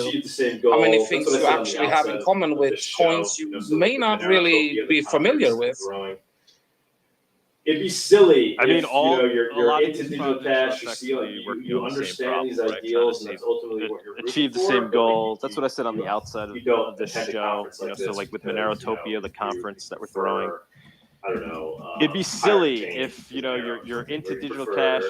You understand these ideals, and that's ultimately what you're rooting for. But like you don't attend a conference like this because you prefer Pirate Chain to Monero or something, or you prefer Cash to Monero, right? It's like come hang with the small. So it's like for us to divide at the end of the day is a small community of people. Like if we include all of BCH, all of Dash, all of Monero, all of Zcash, all of people that are trying to build true digital cash, it's not a lot of people. So it's like for us to divide ourselves at this point, I just think it's counterproductive. Better to work together and slowly align as to which protocol is the one that we should use the most, and it will naturally happen. But in that process, there's no reason why we shouldn't all be hanging out. Yeah, on that, you talked about Monero, that it isn't that many that has it. And I was thinking about something, if I'm not mistaken here, I think that BCH is now working on NFTs. Caliste here knows more about that. And if NFTs, we all think about them as pictures and monkeys and all of that. But what they really are contracts. And Monero really does privacy very well. And there could be something maybe in the future here for definitely a place for Monero into security, into NFTs and that kind of a stuff. So I think we all have to get with the times. NFT is about to pop really in the next bull run here, and Monero entering the NFT space for real. I haven't really seen that. And the same if BCH does it as well. I mean, that can really push forward. What that could come for that, and answer to the identity card that is now coming, and all of this kind of stuff. So maybe it's about to drop the thinking about the hype and actually looking at what real problems are, and really get with the times of what's coming or what's popular, and having our own twist on it. Yeah, for sure. I mean, Monero, obviously I can't speak for all of Monero, but I think it's fair to say that, the vast majority of people in Monero are just most interested in the digital cash use case. So fungibility as opposed to non-fungibility, right? So there are other projects that are working on NFTs. I guess ultimately it wouldn't be impossible to, build use NFTs on Monero essentially. But right now, and for the foreseeable future, Monero is just focused on creating that base layer utility of digital cash. And I don't see NFTs really coming into play in Monero anytime soon. No, that could be, but I think that you should be a little bit open to it. I know the Secret Network has had NFTs, so still they still have it. Yeah, of course. So there is a push for it, definitely, and I think that should definitely be looked at. Yeah, I mean, if there's devs out there that are working on that problem, that want to basically develop in that direction, by all means, I'm not opposed to it. To seeing more economic activity. I keep getting an echo whenever Caliste. I think you gotta mute yourself or something. You got something going on there. Caliste, you want? Yeah, it seems like every time I unmute, there's an echo because of, I don't know, Twitter Space is always glitchy for me. But I wanted to say, I mean, I honestly see BCH and XMR as very synergistic. We both have a very clear goal on the whole peer-to-peer digital cash aspect, and Monero does the whole privacy thing exceedingly well. I don't know of any better privacy coin than Monero. And total privacy is not BCH's focus. I think actually the transparency of Bitcoin-like chains and then the total privacy of Monero actually kind of go in opposite directions, right? So we have our whole optional privacy with Cash Fusion, and for a lot of purposes that's like good enough privacy, but when you really need that super hardcore privacy, there's just no competitor to Monero. In my view, it actually doesn't necessarily make sense for Monero to adopt like NFTs and whatnot, because it's just kind of outside of the mission. Like, you guys do one thing like super duper well, better than everyone else, and so I really see future synergy where it's like, I don't think we're gonna have like a one coin world, right? Like, I honestly think like BCH and Monero will be like number one and number two whatever order you put that in doesn't really matter. I think those will be two of the top used cryptos in the future. Yeah, I tend to agree with you in terms of Monero staying focused on the mission of just being, private, fungible, digital cash. And yeah, as opposed to what other cryptos, win the other use cases. I don't know. We talked about this a lot with the BSV guys. I was surprised to learn how much the BSV community and project is really embraces the transparency of Bitcoin. I know it's like they see that as a feature, but to the point where the ramifications of surveillance and things like that, they ethically see almost as a good thing. They're ultimately okay with the fact that governments will have the ability to use this database that's permanently saved to track and trace everyone's transactions. And I was just surprised to learn like philosophically that's where they align. Where does the BCH community fall with that regard? Because I mean, it's also ultimately built on a transparent ledger. But how would you say BCH and BSV differ or relate with that in that regard?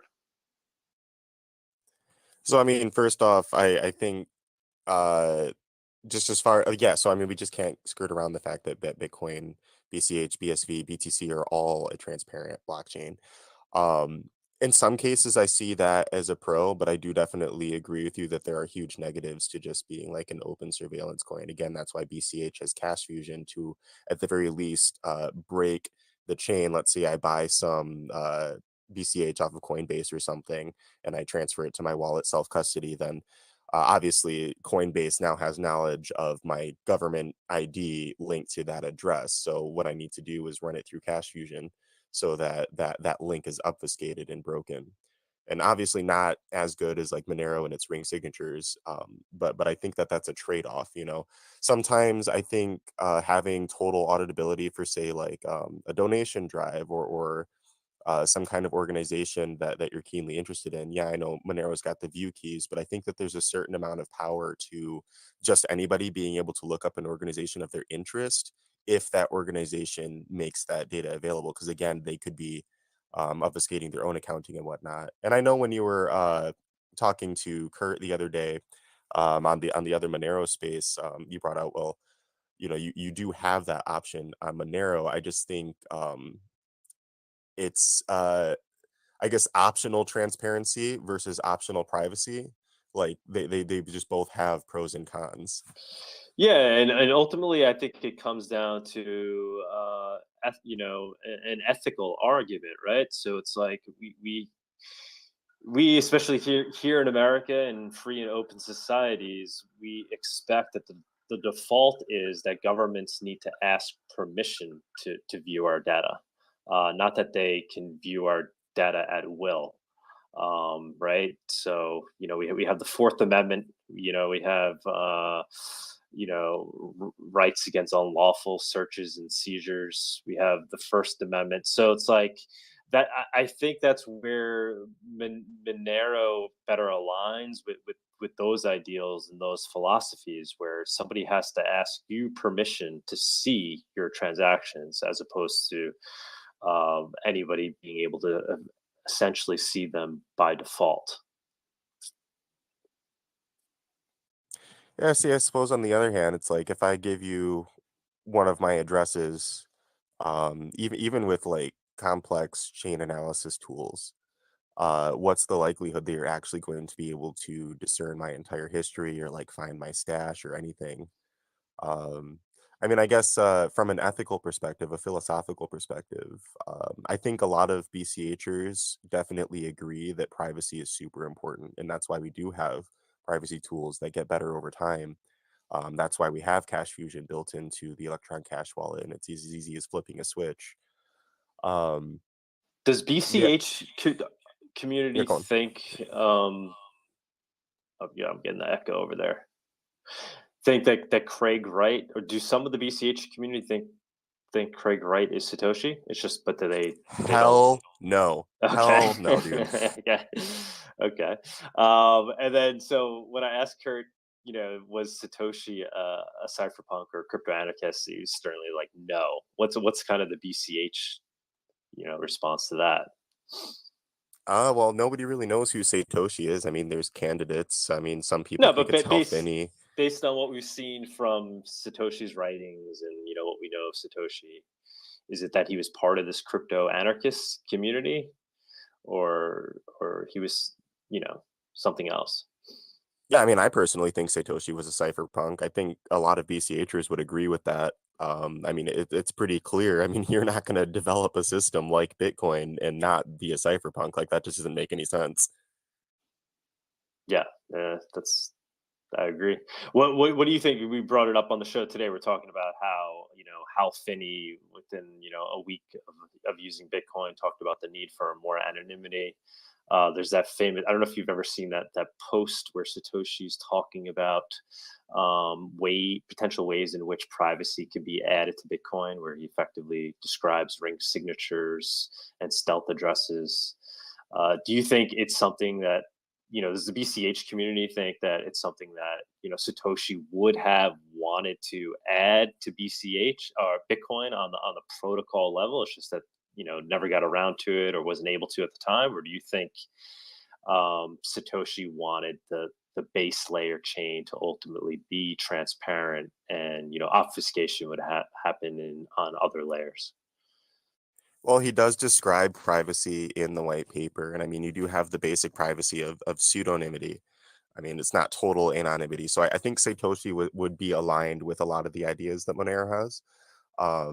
I'm not well versed enough on like protocol level specifics to really say, would we implement it the exact same way on BCH? I'm not exactly sure.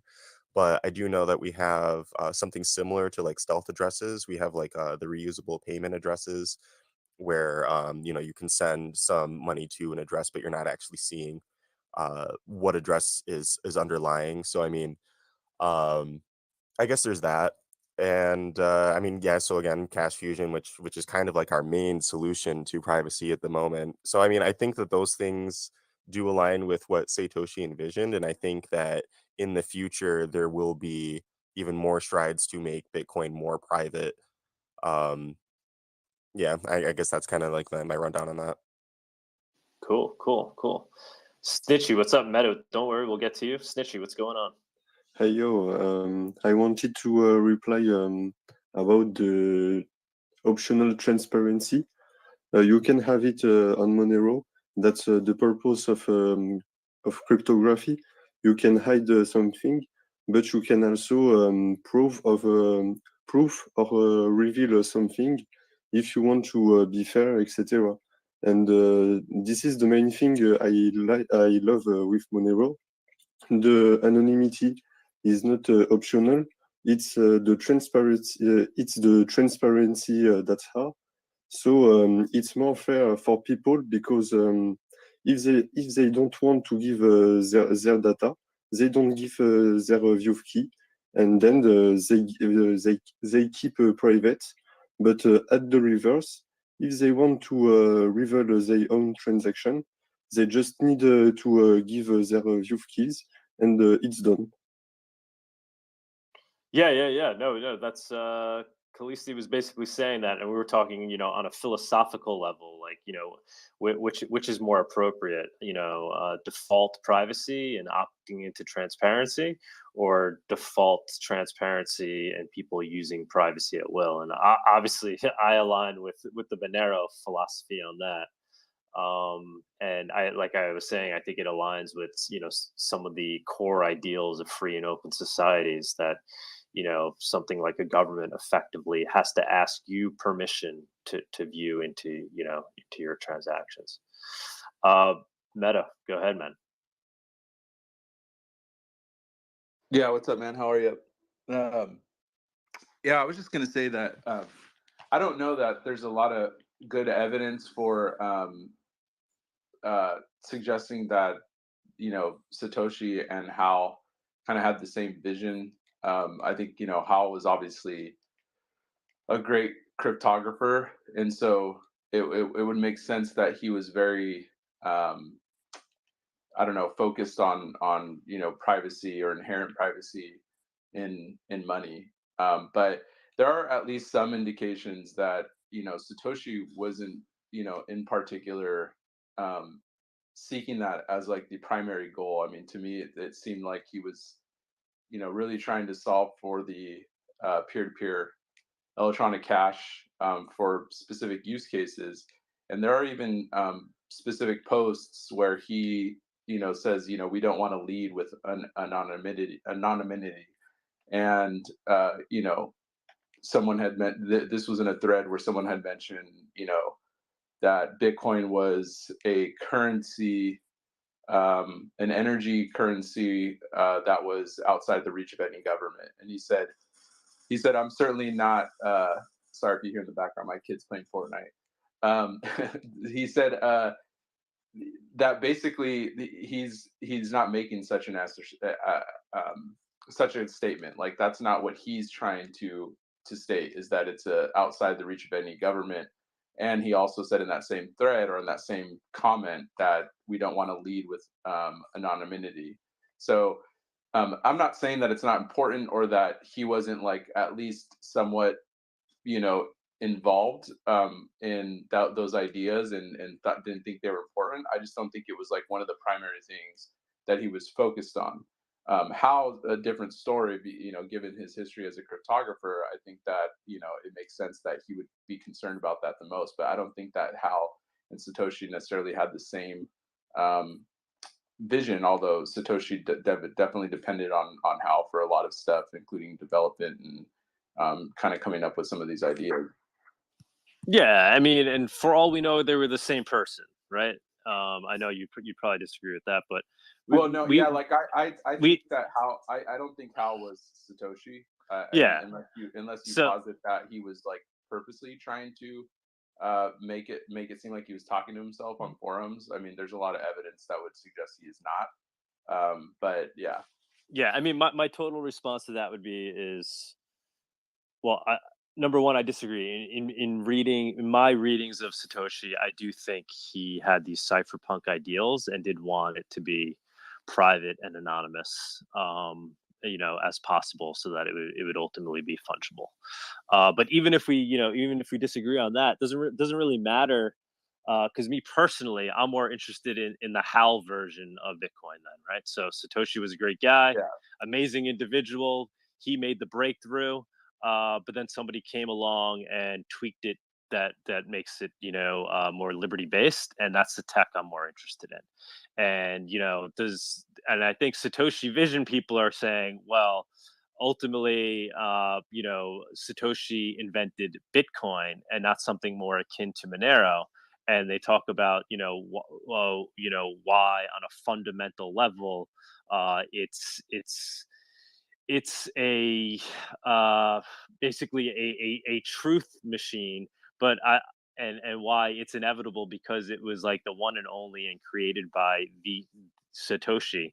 But I don't really necessarily agree with that. Like, you know, even if we assume that Satoshi Vision is truly aligned with the ideals of what Satoshi initially wanted, it doesn't mean it's something that, you know, ultimately is best for society. I'm more interested in the Monero version, but you know, I think that's a reasonable position to take. I don't disagree with that take. You know, I know some people might want to try to challenge somebody on that. I think from my perspective, it certainly is reasonable.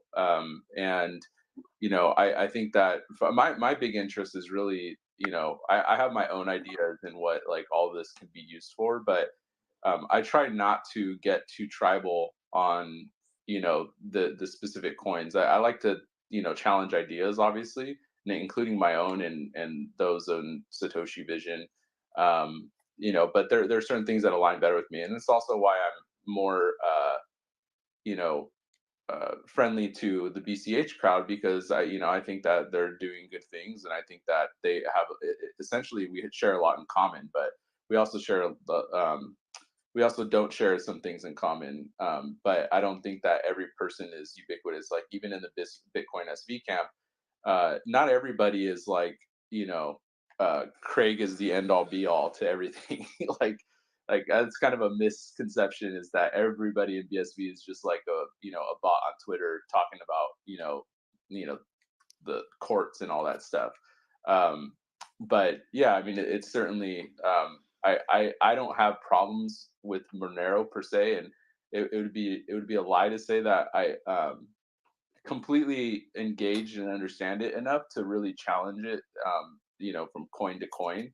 But I do focus more on like the philosophical ideas and where I disagree there, because I think that that's kind of more my forte, is talking about these philosophical ideas and then relating them back to technology. Good stuff. What do y'all stuff, think Bawdy. about Go ahead. Satoshi? What do y'all think about Satoshi piecing out of his own project? Like, lots of founders are well known. People know who they are. They stuck with their project. So why did Satoshi leave his own project at what seemed to be a critical moment in time? I mean, I've got a theory on that actually.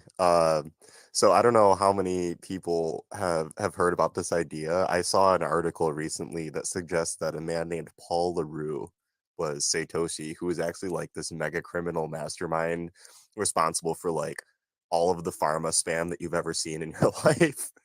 But the timeline on that actually kind of matches where he was getting arrested by the DEA at around the same time that Satoshi disappeared. And it's a really interesting theory to me. I mean, I'm not going to go as far as to say that this dude was Satoshi, but it is definitely the most interesting suggestion that I've seen to date. And I know a lot of people definitely disagree with that, but I just think it's interesting. Yeah, so if that was true, wouldn't you have expected him to like wouldn't you have like seen an immediate and kind of sudden cutoff? Because didn't it seem like Satoshi was kind of like, hey, I think I'm going to leave, I'm taking off. But then he still kind of like was trailingly commenting. So if he'd been arrested, wouldn't it have just been like a hard cutoff? Yeah, I mean, probably. So that's why I think that there's definitely holes to the story. I was just throwing that out there because I think it's really interesting. And as far as like, it's probably not Hal. That'd be like stupid for Hal to out himself like that. And it's probably not like Adam Back or anyone like that. So I don't know. Definitely not Adam it's just Back. theory.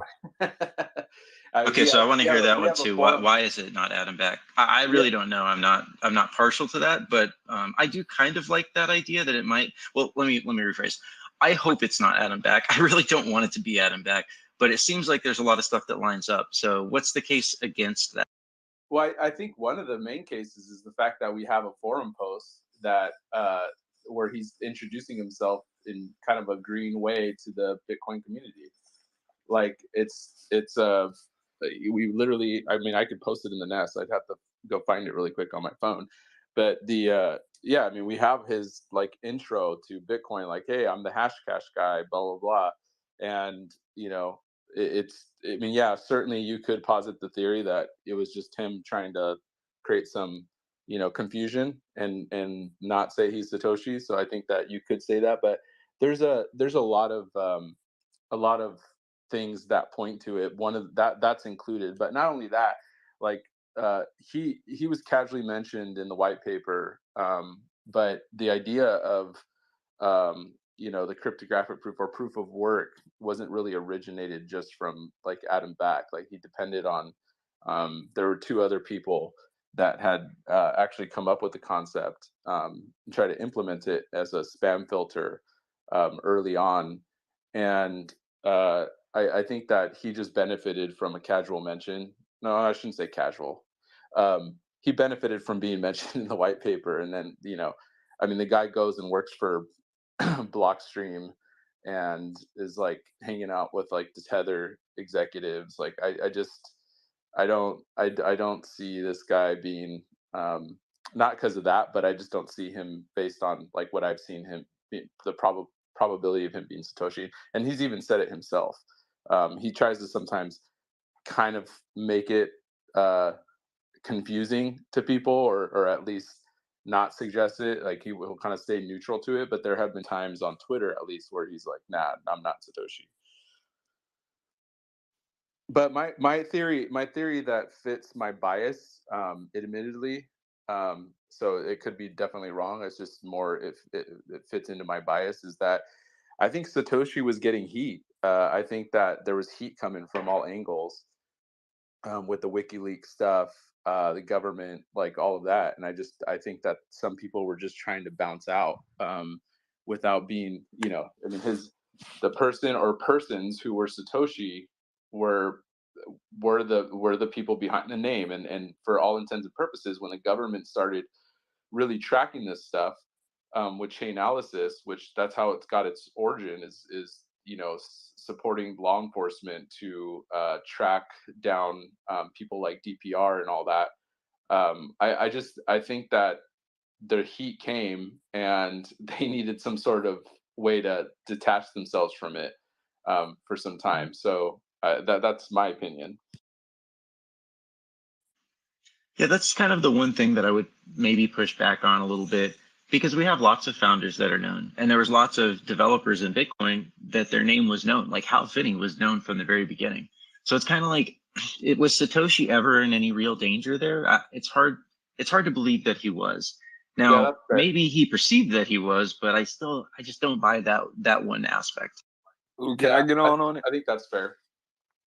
That's a fair counterpoint, and I wouldn't know. Like it could be Hal was maybe distanced enough from it that he didn't think he was, going to be affected. But yeah, it's a fair point. Do you guys think Satoshi was involved in the creation of CryptoNote? What Crypto Note? Ooh, y'all ready for me? I got some opinions on it. I feel like the last person hit it on the point. Yeah, go ahead. Opinion. The reason why I say this is I'm about to start with developers that had patents on blockchain like since like 1998, 1990. So the first developer that comes to my mind is David Schwartz. I agree, it's a group of people. And that second person that comes to mind is Brittle and McAfee. So now I feel like as developers that had different opinions of how it should be. So I feel like how it's separated, meaning like how it went up so high then went down so low, meaning like the developers I think that are staying in it for the long term, the government already knows about them and they probably got clearance to make their own projects, maybe like Stellar and XRP or whatever. And then it's probably some people that will say we need privacy for the people. You know what I'm saying?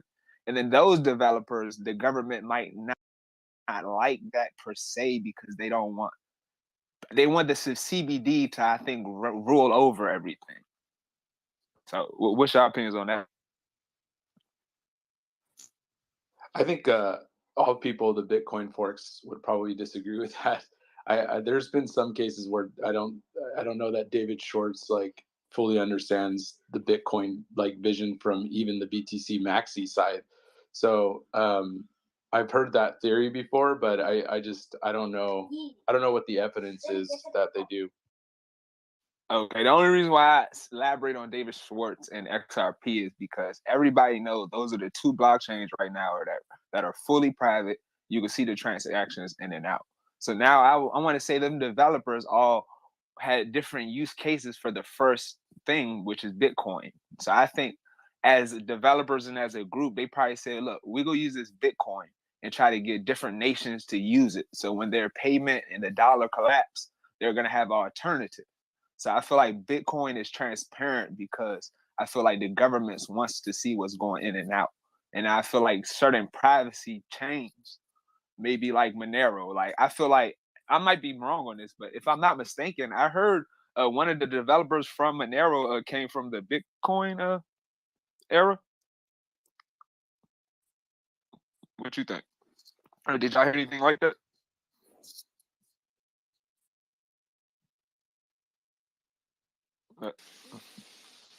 Bawdy, you want to respond to that? Yeah. Sorry, I'm getting a bite to eat here. Yeah, I'm double tasking as well. Yeah.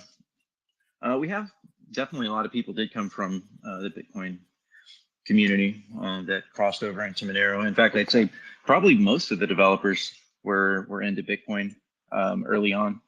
So, although sometimes a few of them actually just went straight to Monero. Like they got into crypto and they're like, oh, interesting, and I'm just gonna go work on Monero, and they never actually like made that stop at Bitcoin. Yeah, I totally agree with that part too. You know, with regards to the CBDC, I have it's not really a theory, it's maybe a speculation. It might be the case that the United States government that they might never actually release a CBDC. It might be more the case that they're going to try and keep this sort of public-private partnership, kind of like how we have the Federal Reserve and that's sort of Interesting. It's quasi-official, quasi-governmental, but then the banks are actually the ones that print the most amount of money. So there's like this kind of public-private partnership. So I wonder if they might just release a bunch of regulations where it's like these banks can now start using stable coins, and then they can keep some kind of amount of reserves with the Federal Reserve that might even be specifically tagged for stable coins. Now, there was a really interesting development that happened the past week or so where hopefully y'all heard of BlackRock. They're like a huge investment firm, they're massively influential across the financial sector and a bunch of other things. So Fidelity and BlackRock own Circle, and Circle is the issuer of USDC. Now, what BlackRock is trying to do is they're trying to shift a significant portion of their funds into reverse repos. Reverse repos are basically institutions that put money with the Federal Reserve overnight, and essentially they get like the federal funds rate, interest rate, a little bit less than that. But it's like a way of directly parking money with the Federal Reserve and actually like having reserves there. And so if BlackRock gets approved to put a bunch of money into reverse repos while they're simultaneously offering USDC, it's almost like a backdoor way for anyone to be able to put money with the Federal Reserve. It's kind of like a backdoor way that you might see a quasi CBDC, and like, because anyone in the world can use USDC right now. So hypothetically, if they were backing USDC with reverse repos, that's really close to a quasi CBDC without technically being labeled a CBDC. And like, there's some financial institutions that are concerned. The official TradFi is like, oh no, this might be terrible. But I think it could be really interesting. And so do you think the U.S. government would then step in and, there'd be congressional hearings regarding whether or not this thing is like turning into a Fed coin?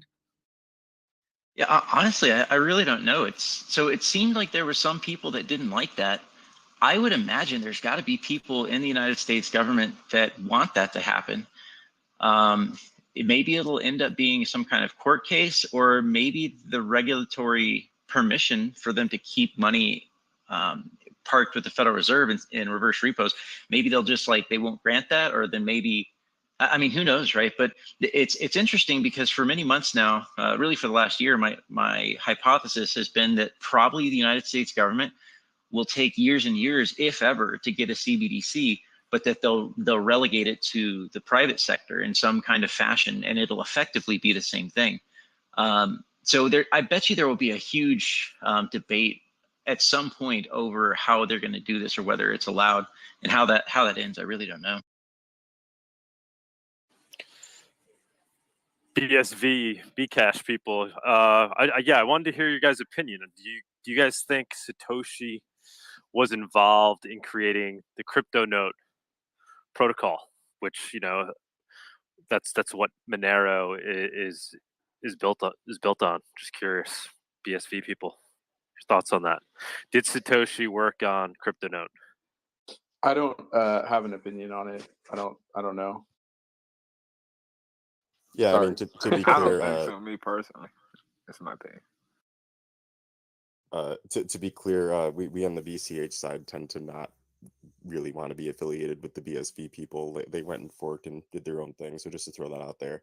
I actually had never heard of CryptoNote until you just mentioned it now, but I did a quick Google on it while other people were talking. And I think given the fact that it's like a not an anonymous creator and whatnot, would kind of steer me toward no, but I mean, without really knowing what CryptoNote is. It is an anonymous creator. It's Nicholas Van Saberhagen. Oh, okay. So that didn't sound like an anon name to me, but I guess that really just shows how much I know. Didn't it start as Bytecoin or something? That sounds a little familiar. So when did it become private? Like, when did the Monero, I guess, come into play? Out of curiosity, with private anonymity in the protocols. Monero was always created with the goal of being private. When did it start? 2014. That was when the CryptoNote protocol was.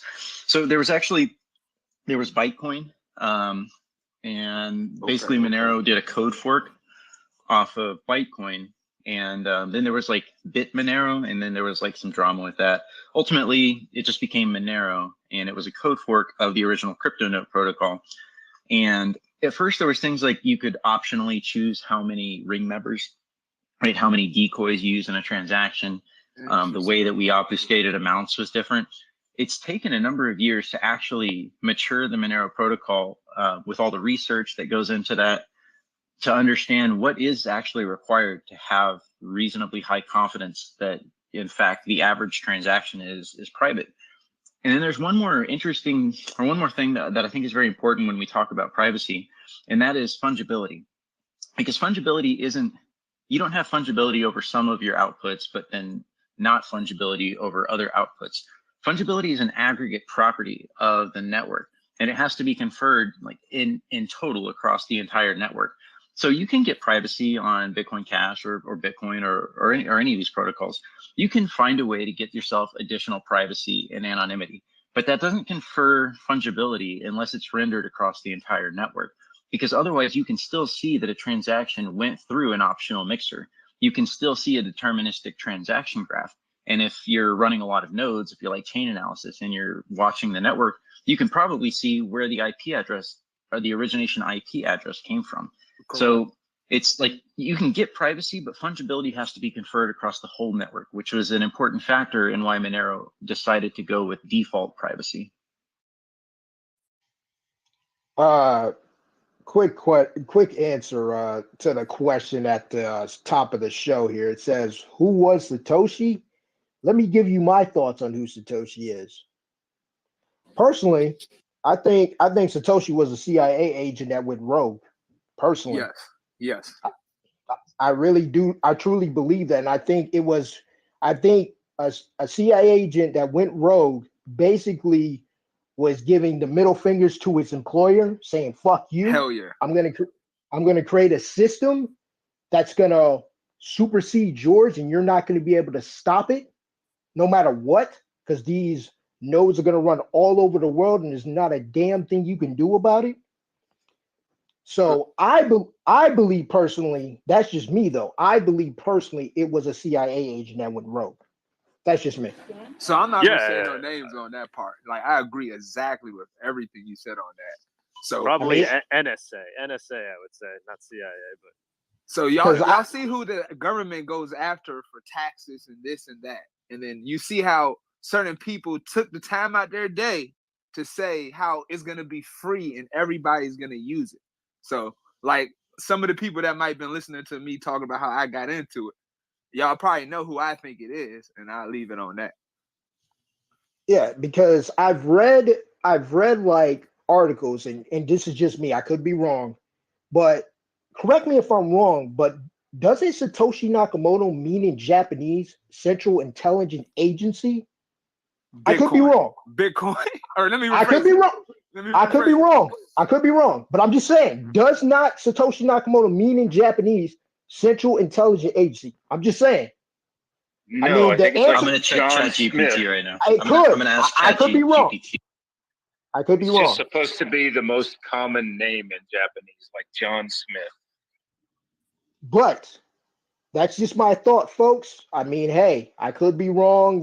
Hal Finney or Craig Wright or Doug being It's freaking definitely Satoshi. not Craig. I mean, it is what it is. I really don't give a damn who Satoshi is at this point. Yeah, I let's really not point names and make it hotter for their purpose because they did a good thing by getting us onto this.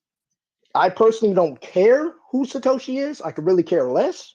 But what they created was amazing. And then it gave way to other cryptocurrencies like Monero, which we have currently, and things like that. So we'll see how this goes. I mean, I don't care if Satoshi ever reveals himself or herself. It doesn't really matter to me personally. But if they do decide to come out, great. Or maybe they're dead. Who the hell knows? Okay, so I just asked ChatGPT what Satoshi and what Nakamoto means. So ChatGPT says that it's a given name derived from the characters Sato, which means helpful, and Shi, which means wise. So it's often translated as wise helper. And then Nakamoto is a surname derived from kanji characters, which means Naka, meaning inside, and Moto, meaning origin. So it's often translated as inner origin.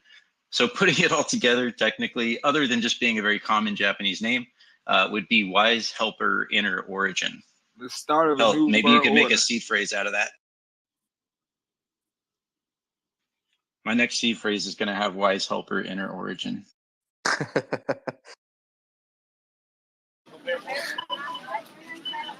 So I want to go back to the point that Doug was making a little while ago about fungibility in terms of privacy, and how, yes, BCH has privacy, but with that full transparency, is it still fungible? Actually, there is a Monero guy named Rucknium who crosses the fence occasionally. He's actually been doing a lot of privacy research for BCH, and in fact, he's got a bounty out there for BCH to XMR atomic swaps. Anyway, he published a research article titled 94% of all Bitcoin Cash transactions since July 2020 is now a descendant of a Cash Fusion transaction. And he basically, I mean, I can link this article, maybe tweet it to the space. But he's basically saying that because so much BCH has actually gone through Cash Fusion, that the fungibility issue is actually not a problem, statistically proven. He has the Cash Fusion Red team where he does more statistical analysis along that. So I just wanted to throw that out there for anybody who is interested in hearing about it. That's great information, man. Thank you.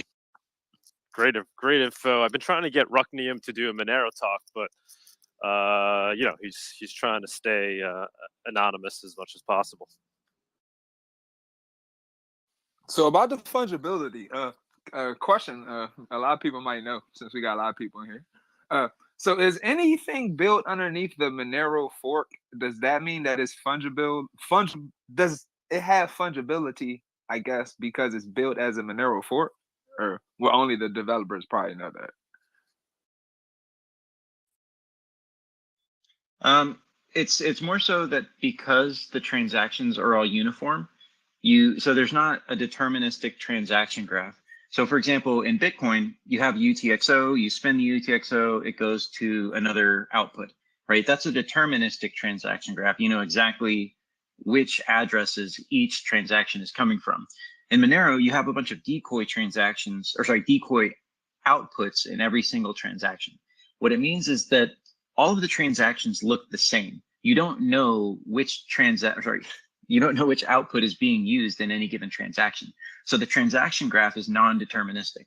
And because the transaction uniformity is very high, you really just can't distinguish one transaction from another in Monero, except for some very, very side edge cases, like if you're an exchange or you're an exchange that's sending funds to someone, okay, you might know the transactions that you sent.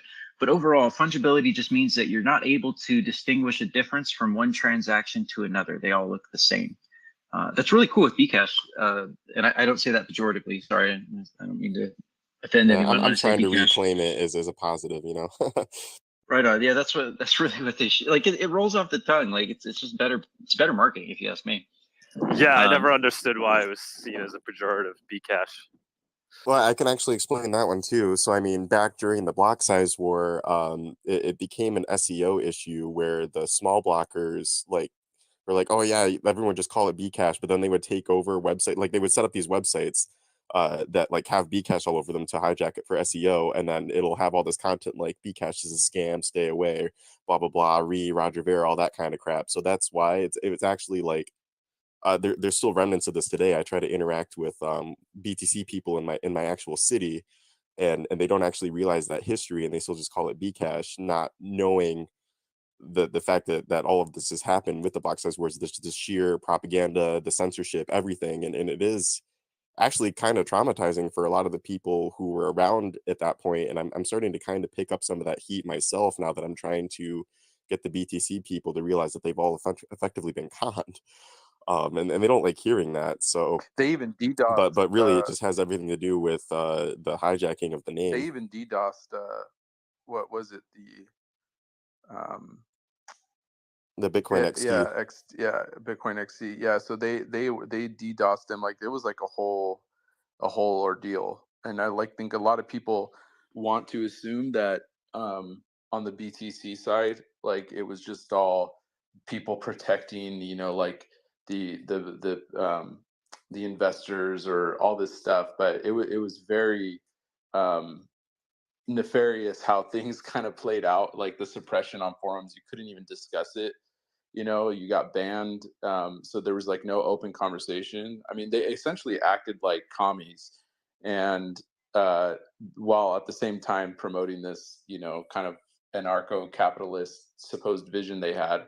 But they really used, the social consensus and to try to suppress any conversation, which I think should be had with any technology. Yeah, so it was a really nasty time in Bitcoin history. But nowadays, I mean, I'm over here on my Twitter. I'm over here saying I've got my Bcash Twitter hangout that I'm doing, my Twitter space.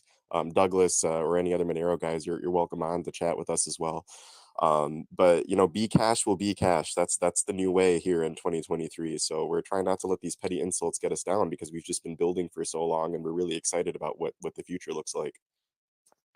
One thing I would say about that phrase Bcash, the people that don't really know about that, they just use the phrase and they're not aware that it was taken pejoratively. And so one mistake that I saw the Bcash community make was kind of be very reactionary to that, because it's like, wait, why are you yelling at me now? I didn't know any of that, right? And so it kind of rubs people the wrong way. So it's really just better, like you said, reclaim that word for Bcash will be cash. That's like in a social sense that you're better off going that direction than like continuing to try and push that fight. And you can still at the same time, you can still say, hey, we are Bitcoin, we're Bcash, but we are real Bitcoin. The other Bitcoin, left the original idea. And you can still say both of those simultaneously. I do understand during the block size wars and in the years that followed after the fork, that there's kind of like this linguistic battle, right? Like, who is the real Bitcoin? You don't want to cede that territory of being Bitcoin or Bitcoin Cash. You don't want to cede that territory without a fight to the other side. So it makes a lot of sense. But this far after the fact, yeah, I think, like Yeller's saying, that's a better vector to go. It's just like, take that word and just own it and just use it for positive. Yeah, I mean, I'd encourage people just to look at the possible capture of Bitcoin and why that might have happened. You had all these things come out of it, like Blockstream, and you go and you pull those threads a little bit, and you see it leads up to things like DCG, Digital Currency Group, and then 50% of MasterCard owns Digital Currency Group, and then they created all these layers and systems around Bitcoin to essentially facilitate, capturing some sort of commerce and marketplace outside of off chain to kind of create this whole thing. And really that's what's started like all the altcoins, and Ethereum, started with that idea in mind that, you could do more with the blockchain than just, transact in cash, and you started having all these breakthroughs. So I don't think that the history is as clean cut as people make it seem. Like, Bitcoin Cash, they deal with a lot of the same criticisms, albeit for different reasons, that me as a BSVer deal with. And again, I'm not trying to associate the two, because they definitely do not agree with Bitcoin SV in its existence, or at least as a concept for Bitcoin.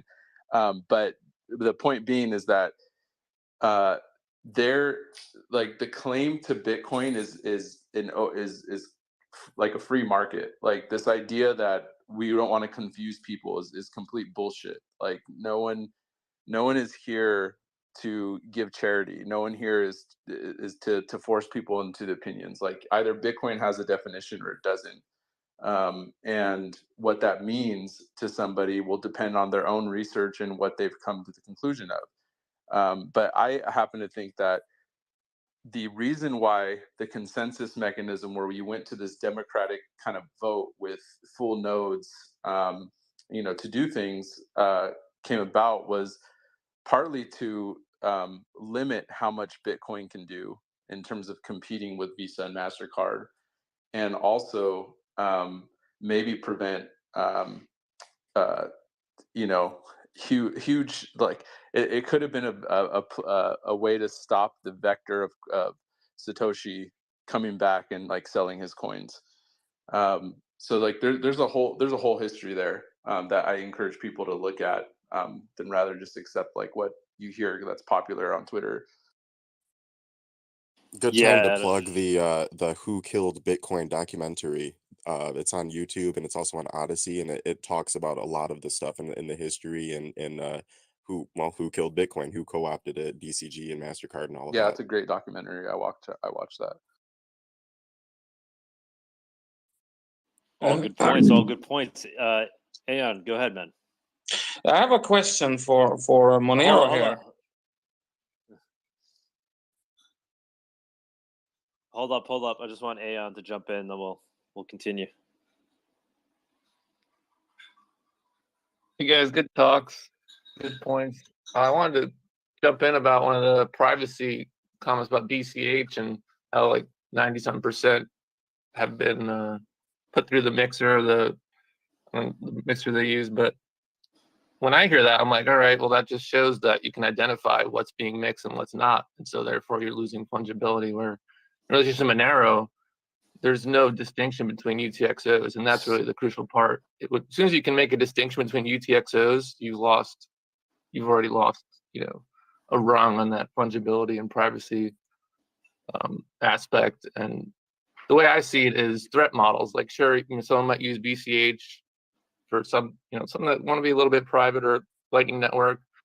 But when your threat model is like life or death, people are going to be using Monero, and that's why you see Monero taking over darknet markets and places where privacy is, people have the most skin in the game in those areas, and that's where you see Monero taking off. And I could go on a whole lot about the whole Bitcoin, BSV, BCH history, because I lived it. I've been in this space. I lived it, and so, but just the privacy stuff is more interesting to me these days.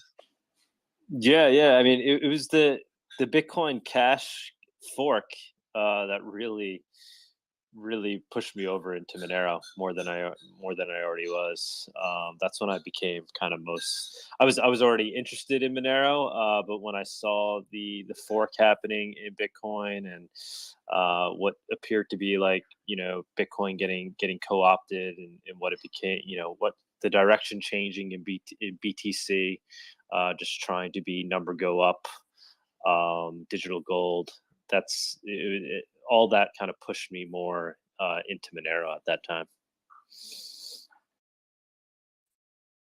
And on the note about fungibility also, it just comes to a point where if so much of the BCH has already been fused, and so like, let's say Coinbase doesn't want to allow me to send my fused BCH to a Coinbase address, right? If the majority of BCH is fused, then that just means that they're not going to accept any BCH, and that's just kind of like how is that realistic? I think they already dropped BCH. That's not true. Actually, it was just only the Coinbase wallet app, not the exchange. Well, they would just delist. Didn't Craig write? You know, the I white thought Craig market. Wright made the white market. BCH. I didn't quite catch it. Did you say Craig Wright created BCH? That's also not true. Well, If anybody would be in-chain. credited with that, probably In-chain. Andre No, Sachet. no, he didn't. He didn't.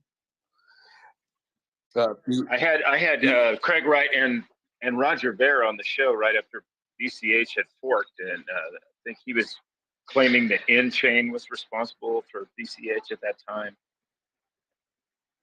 Well, Yeah, no, that sounds like bull to me, honestly. So I think that there was, I mean, essentially everything that came from BSV came from BCH. So we forked off BCH for several reasons. But so he was definitely involved. But like in terms of just being the, initial creator of BCH, I don't know that you could say that one person was. No, not the initial creator. The company that he was working with, N-chain, was supposedly the one that launched BCH. Roger.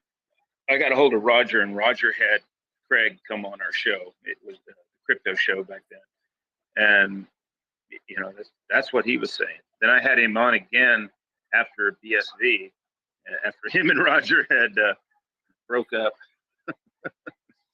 and we were asking if Dan Kleinman was Satoshi, and he played it off like Dan Kleinman was just a flunky that worked for him who helped him mine Bitcoin. And that's where all of the coins came from that were in the Tulip Trust. Oh, you mean Dave Kleiman? Yes. Yeah, so Craig Wright was definitely involved. I don't know the history of N-chain and BCH. I don't know what the relationship would be other than like mining it and setting it all up. So I'd have to look at it. But I mean, there's no doubt that Craig has been involved for a very long time, even if you don't like him or think that he's fake Toshi or whatever. It's pretty obvious that he's been around for a long time and knows something about Bitcoin. So and I'm not saying that he's Satoshi or not. I'm just saying that there are, because of the reactions to him and the court cases and all this stuff, the negative reactions, which I understand completely. A lot of people just completely dismiss the idea that he was even like remotely involved in anything like important, and I don't think that that's a reasonable position to take given what we do know.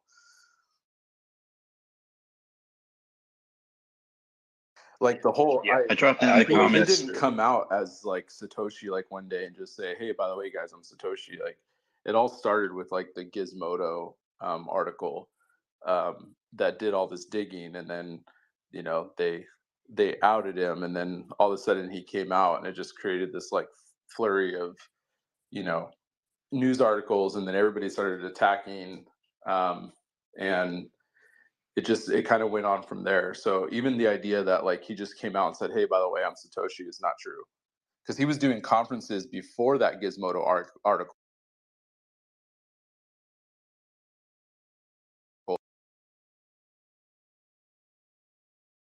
And, him being Satoshi, he was talking to not Gavin Andreessen. I can't remember the other guy, but there was a conversation they had. I think Matonis. No, it was Matonis.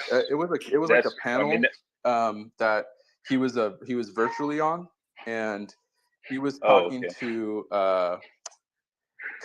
Mike Kern. No, it wasn't Mike Kern, because Mike Kern had already been Jeff gone. Garzik. To the other guy. Garzik? Huh? Jeff Garzik? Gosh, someone's gonna have to DM me and remind me who the hell it was. But I'll find it. But he basically was not arguing with him, but he said that it was Turing complete, like Bitcoin was Turing complete, and then I think it was Nick Szabos, Nick Szabos, right? Was it Nick Szabos? Yeah. Yep, that was him. And so like that was a time when he could have said, "Oh, by the way, I'm Satoshi. Like I know this stuff," or whatever. He didn't. And he also, kind of debated with Nick Szabo on the Turing completeness of like Bitcoin script and all that, and he just didn't agree with him. Nick Szabo did. He kind of did say he was Satoshi though in that talk. He kind of like alluded to it. I remember. I don't know. It was a long time ago when I watched that. I'm pretty sure he kind of made references. Bawdy, what'd you put up here in the nest? What is this? Oh, we were talking about how Bitcoin was co-opted, and about a year ago, I wanted to look in for myself to see, okay, well, what's the origins of Blockstream? I had heard a lot from the Bitcoin Cash people about, AXA and MasterCard and those connections, but the reality is that was like a Series B or some like second, third, fourth round of funding where AXA got involved. So I went to the Blockstream website to see who they said was their seed capital, right? And your seed capital is the initial inputs to start the company. So when you go and you look and you see who is the seed capital for Blockstream, it's a superstar subset of the people that laid out the surveillance infrastructure of our generation on the internet. So like you've got Max Levchin, you've got literal Bilderberg members, World Economic Forum, Microsoft board members, Google CEO. So I mean, it's like you look at that and it's just like, holy crap. So I don't know, it's just something I wanted to share with our Bcash friends, because it's a meme y'all might be able to use to help educate people on who Blockstream really came from. Because until I looked into it for myself about a year ago, I was only going off what I had heard from the Bitcoin Cash community. And while I thought, yeah, that's not good that AXA is involved there, I was kind of like, yeah, but they're also like downstream and they're probably just trying to get their grubby fingers in it. So originally, I didn't really look at Blockstream as being nefarious. I thought that was an overblown thing. But then looking into it for myself, this is what I found. And so I just thought maybe it's a useful meme or piece of information for you guys. Yeah. There's some other people that did some work in like breaking all that down.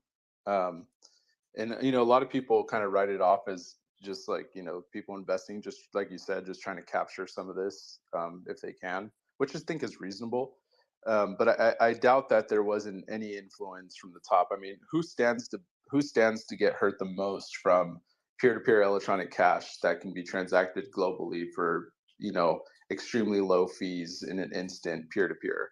Like, it would be someone like PayPal. It would be someone like MasterCard or Visa or whatever, right? And so it makes sense. And I'm not saying that that's why they did it.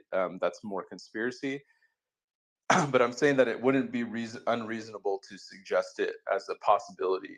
And even more with Blockstream, like when you break down, where the money comes from for Bitcoin Core developers, which is, very centralized, and the bit process is basically completely gate kept.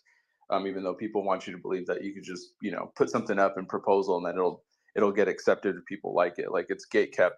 A lot of the money that flows into Bitcoin Core comes from Blockstream, Gemini, and other DCG related companies. So that to me is also interesting. I dropped into the comments in case I don't think I said it clearly. I dropped into the comments a list of 5 names and a screen capture from the Blockstream website. It's like Reid Hoffman, Nicholas Bruggen, Eric Schmidt, Max Levchin. So there's like a meme or a graphic that I just dropped into the comments that definitely recommend people check out. Can I just say, I mean, look at this room right now. So with Monero, Bitcoin Cash, BSV people just hanging out and talking. It is kind of refreshing that we're able to just chill in here and talk. I mean, to step into a BTC room and try to have this conversation, it just wouldn't be had. You'd be booted. You'd be called an idiot. Whatever it is. What I find ironic though about their behavior is it really just shows weakness, right? It just shows that they're afraid for free and open competition to take place, and they default towards just trying to censor and shut people down. So it's nice to see that doesn't happen in these communities. What do you hear when, like, if I don't know how often Monero guys or people go into those spaces, but like what is their main like retort, I guess, to Monero? It would seem like it would align with a lot of their like political ideas. So I'd be curious to know like what your experience is there.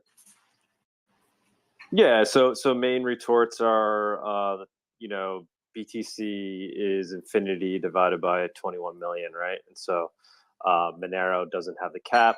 The other thing is just this argument that Monero fundamentally isn't perfectly auditable. And then we argue back and forth on how theoretically Monero is just as audible as Bitcoin is. It's just more abstract.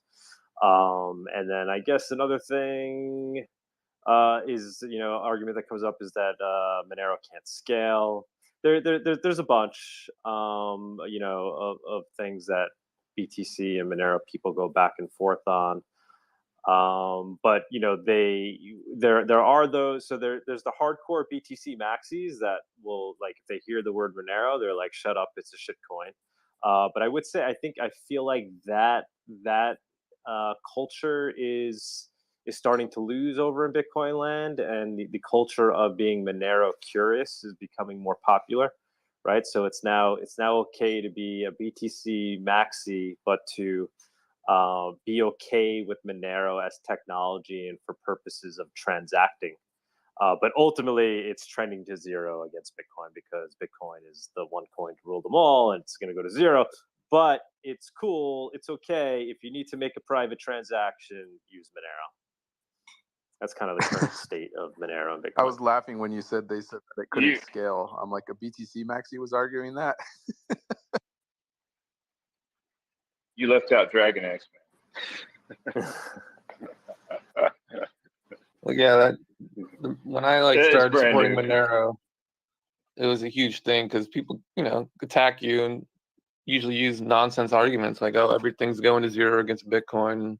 So I started asking like these maxis to bet me. I was like, "All right, bet me 0.1 Bitcoin that in 5 years Monero will be, lower, like against Bitcoin will have made new lows." And none of them. There's only one guy who bet me, and I've been trying to do this for like months. So none of them want to put, skin in the game or money where their mouth is. They just want to repeat narratives that other people have said. And the whole maximalist ideal is just people repeating, parroting what they've heard other influencers say, and it's just become, mostly nonsense. And when you actually want to debate someone, they don't have anything to go back on. They just will say, "Oh, it's a shit coin," and that's it. But the free market will show the winners and losers, as it always does.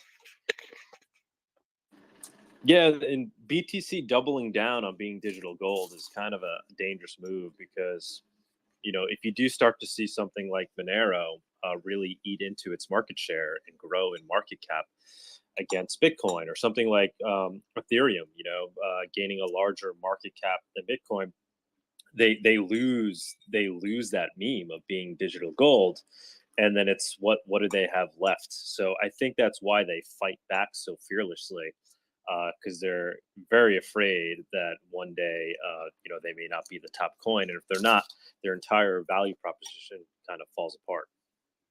Well, hold on a second. Wait a second, Doug. Hold on. I can't let you get away with that. I can't let you get away with that.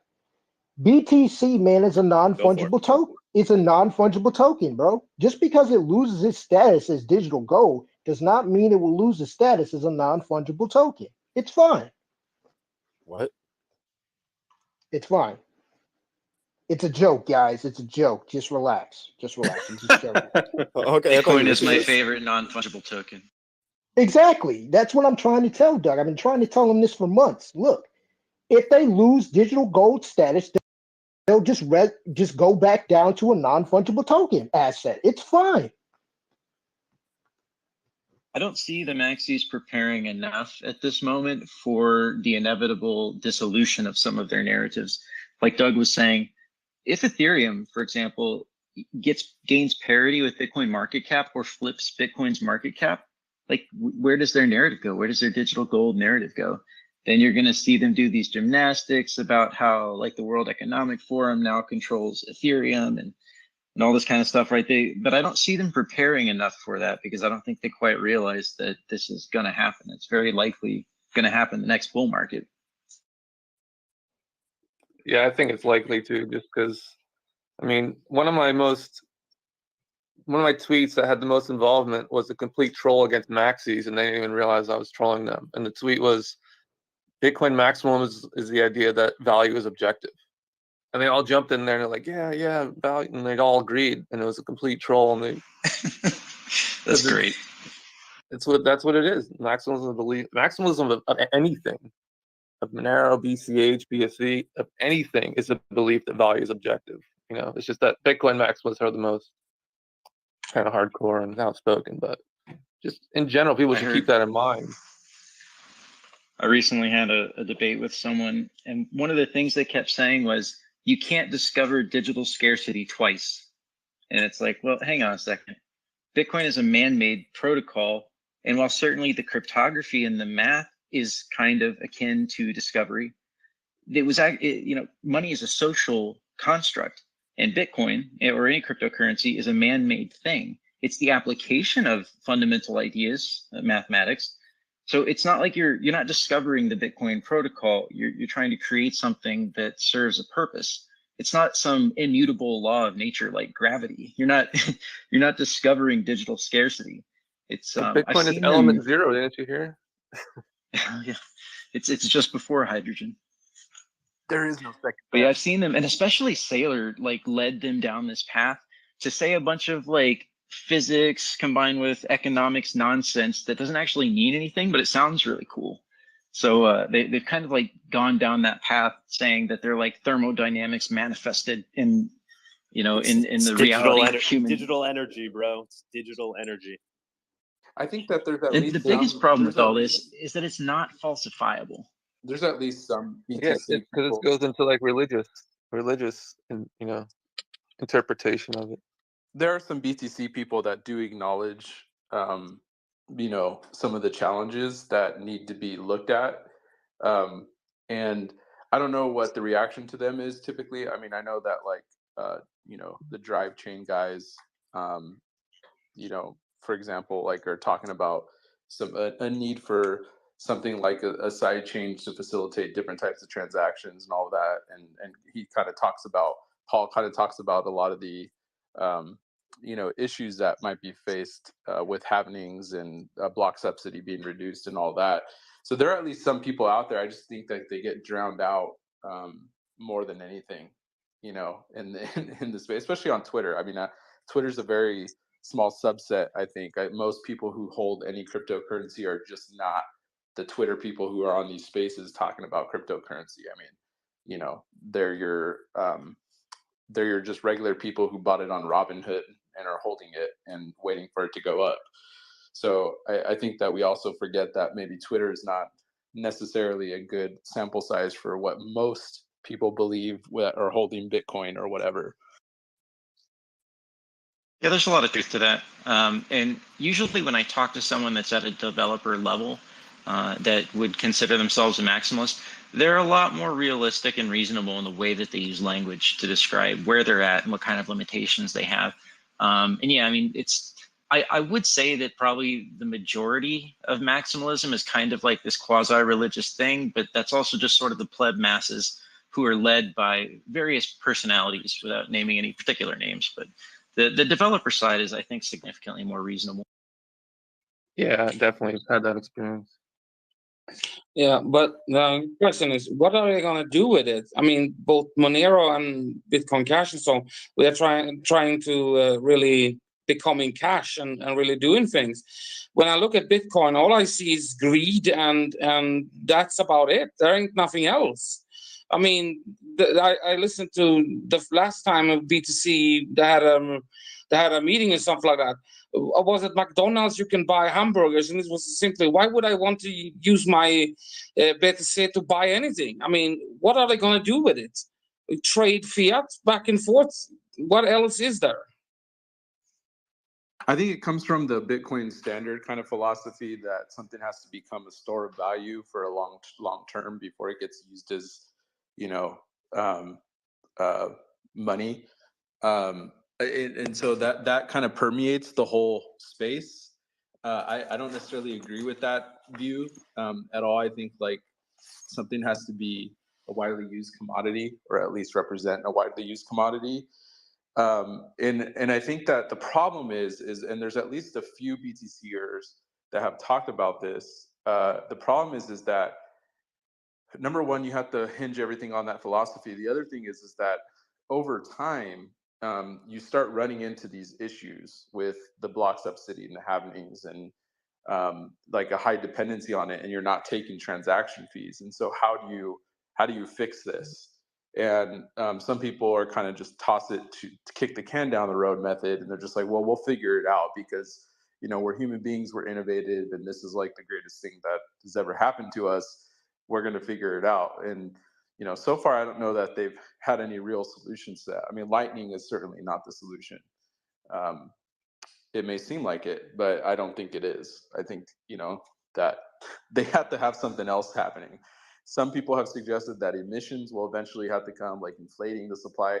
Like, I don't know how probabilistic that is in the next 10 years, but it's might get talked about at least.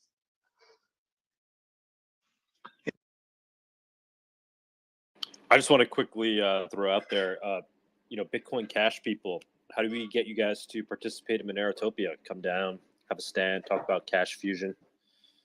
Totally down to have you guys come talk about Cash Fusion. I would say reach out to some of our guys that are traveling, like the Bitcoin Cash podcast, probably a great candidate for that. We've got our guy, The Nudge, that's in the Philippines right now. I think he's going to go to Latin America soon. I'd like to travel more, but I just got to get some funding for it. But I'd say reach out to the BCH podcast. It's probably going to be a really great resource to make that happen. Word. Okay. Bawdy, I think were you going to say something? Oh yeah, I was just gonna continue rambling on about Lightning and Bitcoin and whatnot. It seems to me that Go ahead. I was just going to jump in about the fee thing, how like drive chains and even roll ups on Bitcoin would really help, and even atomic swaps, like all these things would help Bitcoin fee market.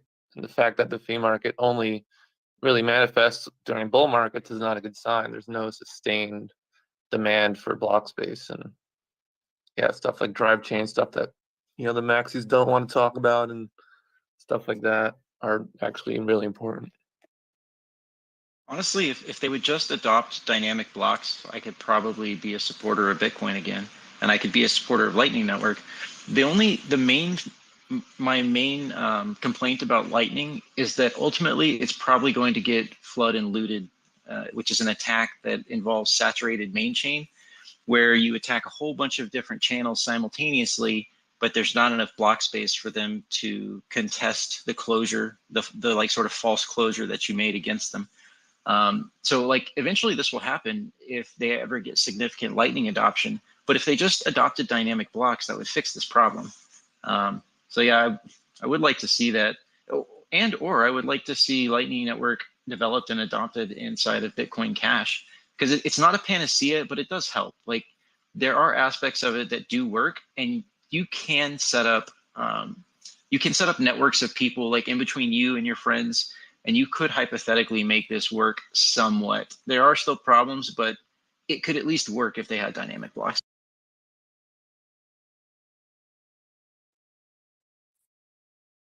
Yeah, because channels have a certain fee allocated to their closure, and as soon as fees go above that, you can't close the channel unless you just try and steal the funds, and then I think that's what the flood and closure attack is, because the bottleneck is always on the base layer. So even if you have a million Lightning channels, you can't settle them. You can't have finality without the base chain. Hey, I had a question for since we have both BSV and BCH guys. I'm not too familiar. What was the fallout that happened there? Can anyone help me understand what's going on? I'm pretty new to BCH. I didn't really get into it until like in a serious note about a year ago, and it looks like Meta just signed off. Otherwise, he might be a better one to answer that question. But I think the main contention is really, do we go for big blocks or do we go for gigamegs, whatever the heck that is? And then there's also the whole like Craig Wright fake Toshi thing. I mean, it's just like, from my perspective, as somebody who wasn't there for the fallout but sees the ramifications of it, they just are making, in my opinion, unsound technical decisions that are based on just a narrative and not actual scaling. Like, what do you have to? It's not just a matter of bigger blocks. It's a matter of making sure that all of the software in the ecosystem can keep up with that. It's also a matter of how do you come to consensus on these kind of things. And so now BCH has the chip process, which is a consensus building process that goes through very rigorous discussion and conversation that has to meet certain guidelines of how we discuss this. Like, do you actually have rationale and motivation for what you're bringing to the table? Have you actually considered alternate implementations or flaws in whatever you're bringing to the table? And unless you can actually build consensus through this process, the default answer to making changes in Bitcoin is no. So I think that's one of the main places that BCH and BSV differ. And as we've been trying to do a little more outreach to the BSV community lately, because it's becoming, I think, more apparent to everybody that these kind of things are flaws for them. I think the best performing tweet that I've ever made was very recently, where I was like, hey, if BSV people want to cross the bridge, that's fine. You just got to leave your baggage at the door. And I think we're tapping into something there, because we're really trying to be, like I said earlier, laser focused on the peer-to-peer electronic cash mission, and BSV wants to be like this big data blockchain or something like that. So it's just a different paradigm, and I think that's where the split came from. When I actually talked to Craig Wright about that, and I remember him blaming it on Bitmain, that there was something to do with crooked mining or something. That was his claim when we had him on the show, that the reason why that they split off for BSV was because of something that Bitmain did. Yeah, I'm not super familiar with that either. Does that concern you guys all, the mining ecosystem? How basically one Chinese company owned the production for ASICs to like 80 or 90% of the market share, and now there's only 2 Chinese companies. Does the centralization of supply, is that a problem in your mind? That's what's happening to Bitcoin right now. I mean, I think the free market is doing its job, right? I mean, if Bitcoin is no longer the biggest supplier of ASICs, I mean, just off the top of my head, we've got like what Avalon and What's Miner are also participating in the market. So I mean, I think that's just something that gets solved over time as more value is added to the network and more participants enter the market. Andrea, what's going on? I just want to say too, with regards to Bawdy's question, I mean, I did interview Kurt last week. We'll be posting that soon. Kurt's a big BSV guy. We talked about a lot of these topics. I got to admit, I walked away feeling like I kind of understand BSV less in terms of what it's ultimately trying to be, what its value proposition is. But I recommend people checking that out. I tried to be as open-minded and as accommodating as possible with Kurt. But I do, I pushed back only because I was trying to explore and kind of really understand where he was coming from and understand what BSV is. Andrea, go ahead.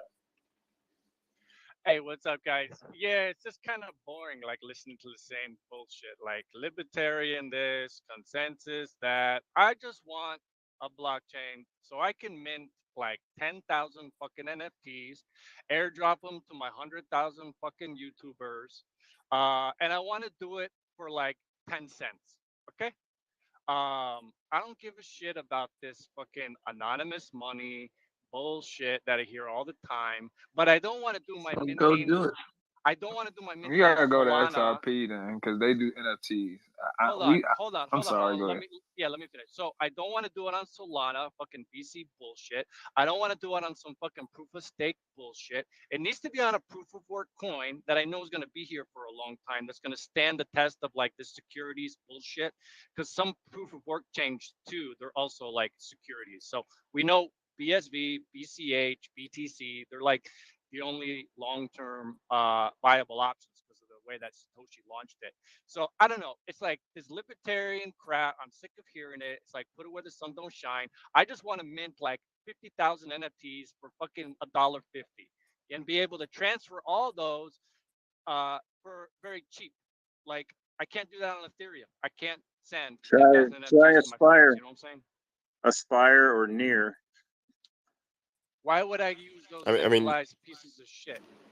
You can do that on BCH. You can do that as on mainnet. You'll be able to do that as of May when we roll out our cash tokens upgrade. Okay, that's interesting. I used to be in BCH obviously before the split and all. But the scaling thing is gonna be like important. So if you guys can sort of compete with scaling, then that could be an interesting option for the world. But anyway, that's all I wanted to say, and I'm really excited to mint like gazillion NFTs pretty soon. So it'll probably cost me like $50 to mint like 1.5 million. You know what I'm saying? And airdrop into my Wow. That's awesome, great man. plan, I man. mean, go ahead and do it. Nobody's telling you not to do that, by the way. I don't know why you're I don't know why you're sick of hearing people talk about digital cash. I mean, just don't listen to them if you're not interested in that use case. You don't bro, it's just all this idealism with Monero, Anonymous, libertarian values, New Hampshire. We get it, you know what I'm saying? But it's boring, you know what I'm saying? I want to use this shit. Anyway, that's all. Thank you for having me. We want to use it as digital cash. You want to use it to mint NFTs. Go for it, man. Yeah, make economic activity. Right. We also want to make economic activity by transferring digital cash to purchase goods and services over the internet. Okay. Lip, go ahead, man. What's going on? All right, so I wanted to ask a question about like the fungibility, the block rewards, and the atomic swaps, like more of that nature. And it seems like 3 people was kind of had a good insight on that. So I'm gonna shoot away. So what I wanted to know was like the fungibility and the block rewards and all this, right? So I'm asking if it's a fork off of Monero, since Monero is fungibility by default, then I'll give you an example, like Haven right now. I'm noticing that they're having a lot of throughput, and it could be, I'm not just gonna say, oh, I'm making the throughput. It's probably exchanges. A lot of people making a lot of throughput. So the blocks right now are kind of taking a long time to confirm, but I'm assuming that the blocks are always fungible because it's a fork from Monero. So that's what I was kind of curious about with using Monero technology. Like hypothetically, let's just say somebody wanted to make an asset that could do smart contracts and NFTs, and they wanted to build it separately, but on the Monero blockchain. I'm looking at all these projects, and I want to see how they're using the Monero technology, and I'm trying to see like how the ups and the downs and the fungibility and etc. So that's what I'm kind of asking. Isn't that what Bawdyanarchist is? Isn't that like a Monero fork that's all about NFTs and just like funny memes and So I got a trading question them? about that. So I bought some Bawdyanarchist on Trade Ogre, and then I sent it to the CyberStack wallet. It's something that supports Bawdyanarchist, and it showed that I got it, and then I checked the next day, and then it's just the funds are not even there. So, and then I was kind of upset because I kind of tried to buy the bottom, and then I saw the funds hit my wallet, but it's now when I hit the refresh on this CyberStack wallet on iOS, I just don't see the funds. So that put a bad taste in my mouth with the technology on Bawdyanarchist, but I don't know that I just do the wrong wallet or did it not restore right. No, it's not your own node, not your own wallet. Not your own. If you're not using your own node, you're trusting someone else's node. Right. Talk to the network. So then this is the question: when you trust somebody else, does it make your assets unfungible by default because you're trusting somebody else? Because don't it still get confirmed on the blockchain eventually? So just be careful. The fungibility and privacy are 2 different things. Fungibility is the inability to distinguish transactions across the entire network, right? So it's kind of a big top level property, whereas privacy is your individual ability to not be seen, to not right, to not, for someone to not know who you are. So if you fork Monero, you should have some privacy for sure, as long as you keep the protocol parameters intact. The problem you're going to run into is when you're going to try and hide in the crowd, when you're going to try and be anonymous, you need a bigger crowd, right? If you're in a room of 10 people, or if you're out on the street with 10 people, you're going to be very identifiable. But if you're in a crowd of 1 million people, it's going to be really hard to find you. So that's one of the big problems that people and projects will have if they just try and fork Monero.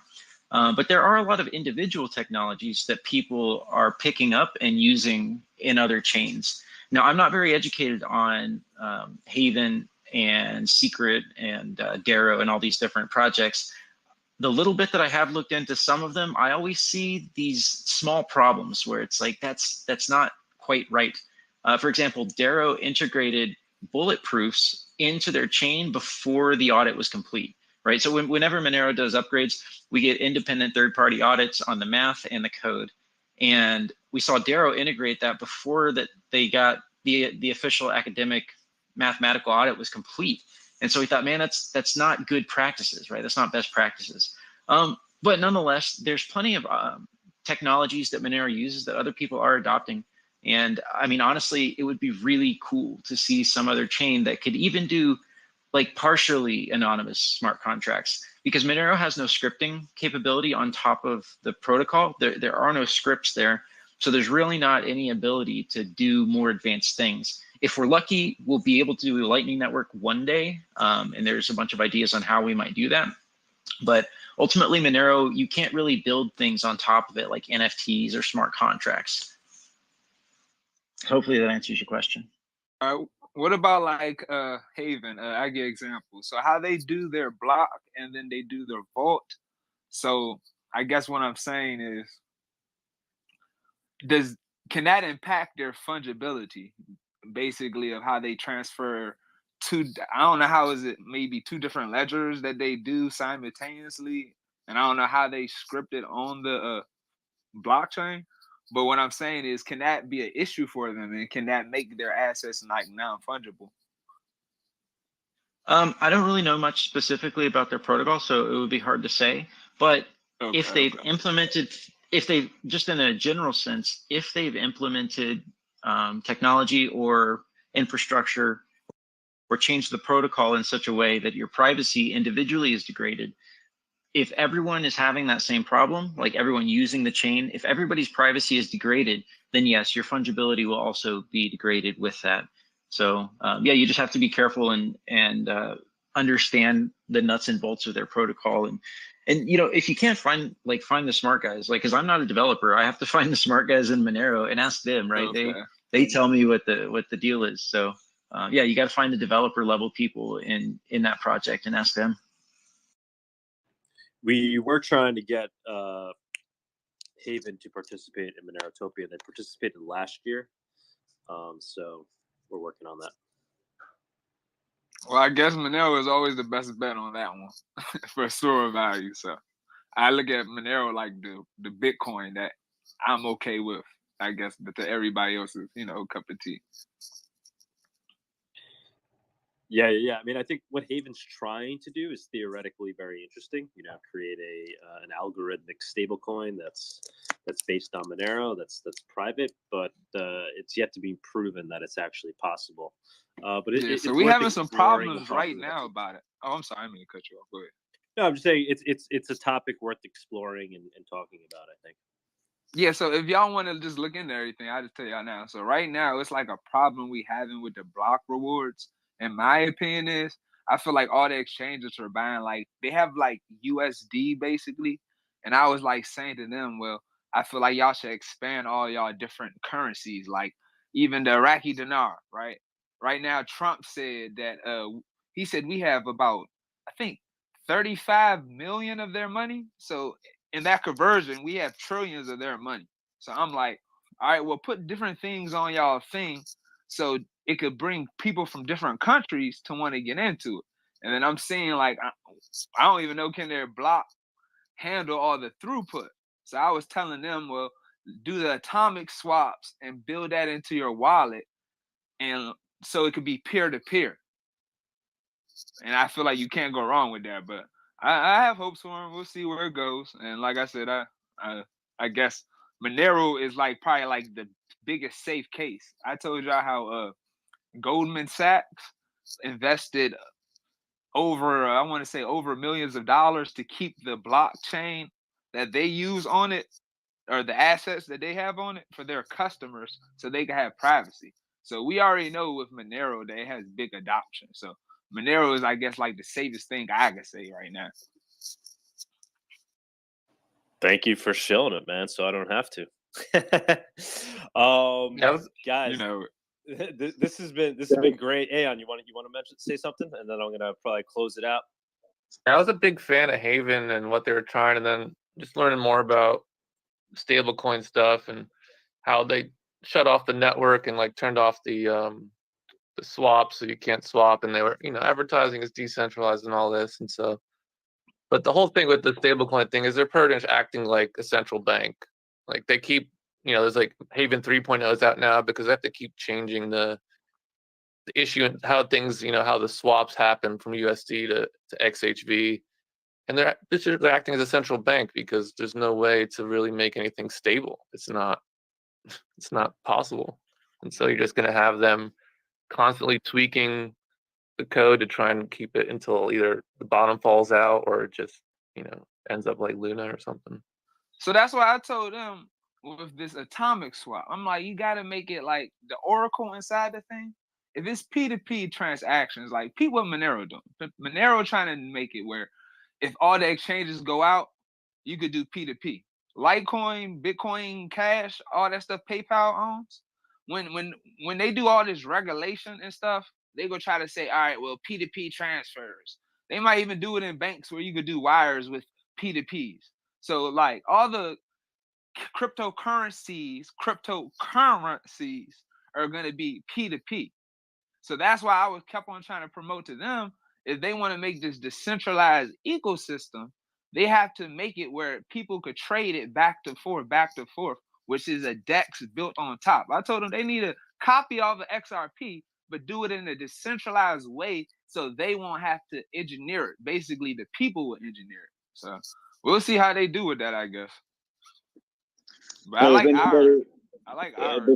Before you close out, man, if anybody wants to check out Z2Z private messaging, just hit me up and I'll give you a few coins and you can try the messaging within the wallet that Hush just put out.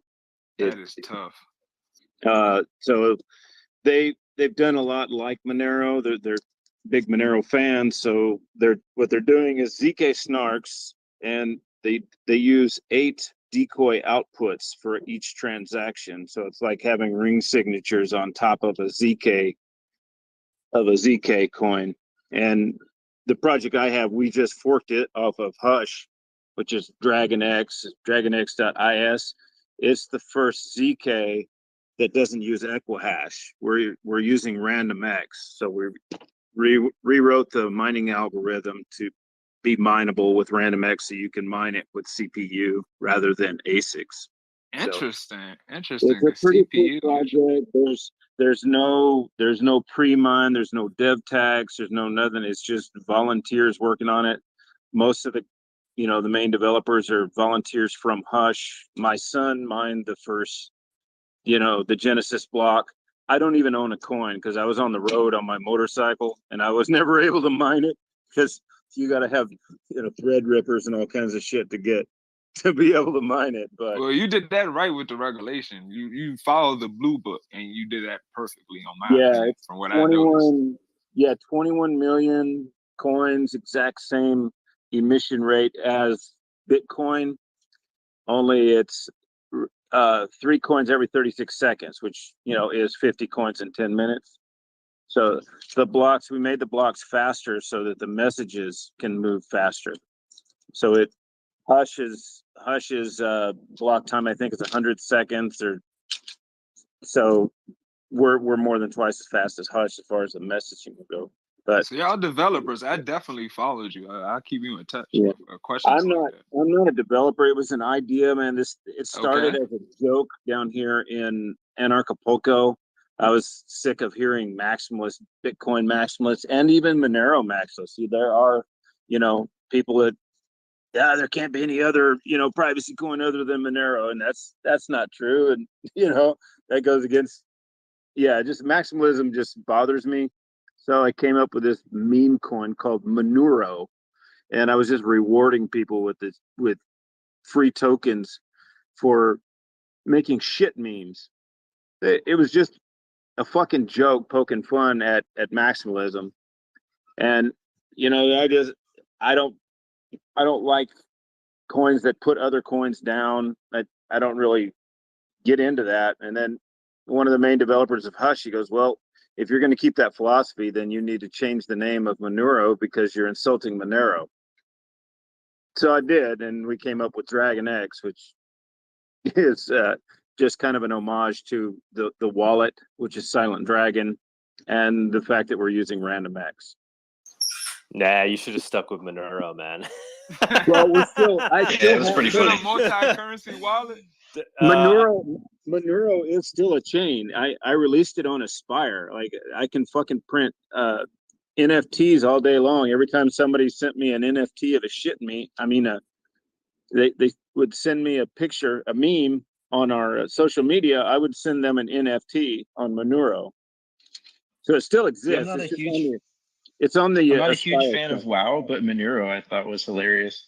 Yeah. Like if we're gonna have a shitcoin meme coin, I feel like Monero was like So a what's the wallet significantly for better WoW? selection.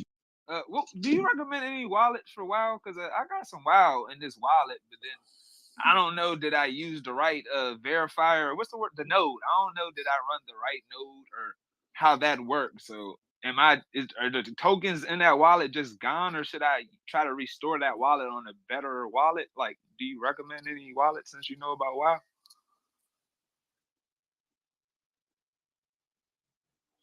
I don't use WoW. I use Cake Wallet and the regular Monero GUI. That's personally all I use. Although I hear Feather Wallet's pretty good, but I don't know if they have WoW. Okay. So how do you store WoW? I don't have any WoW. It's not. He doesn't use it. Oh, okay, yeah. I don't really like it, honestly. I'm not a fan of it. Guys, I just bought some chump change. That's all on Trade Open NFT. Guys, I'm gonna go ahead and close it out here. Sorry to cut you off, Flip. Greatly appreciate all your contributions today.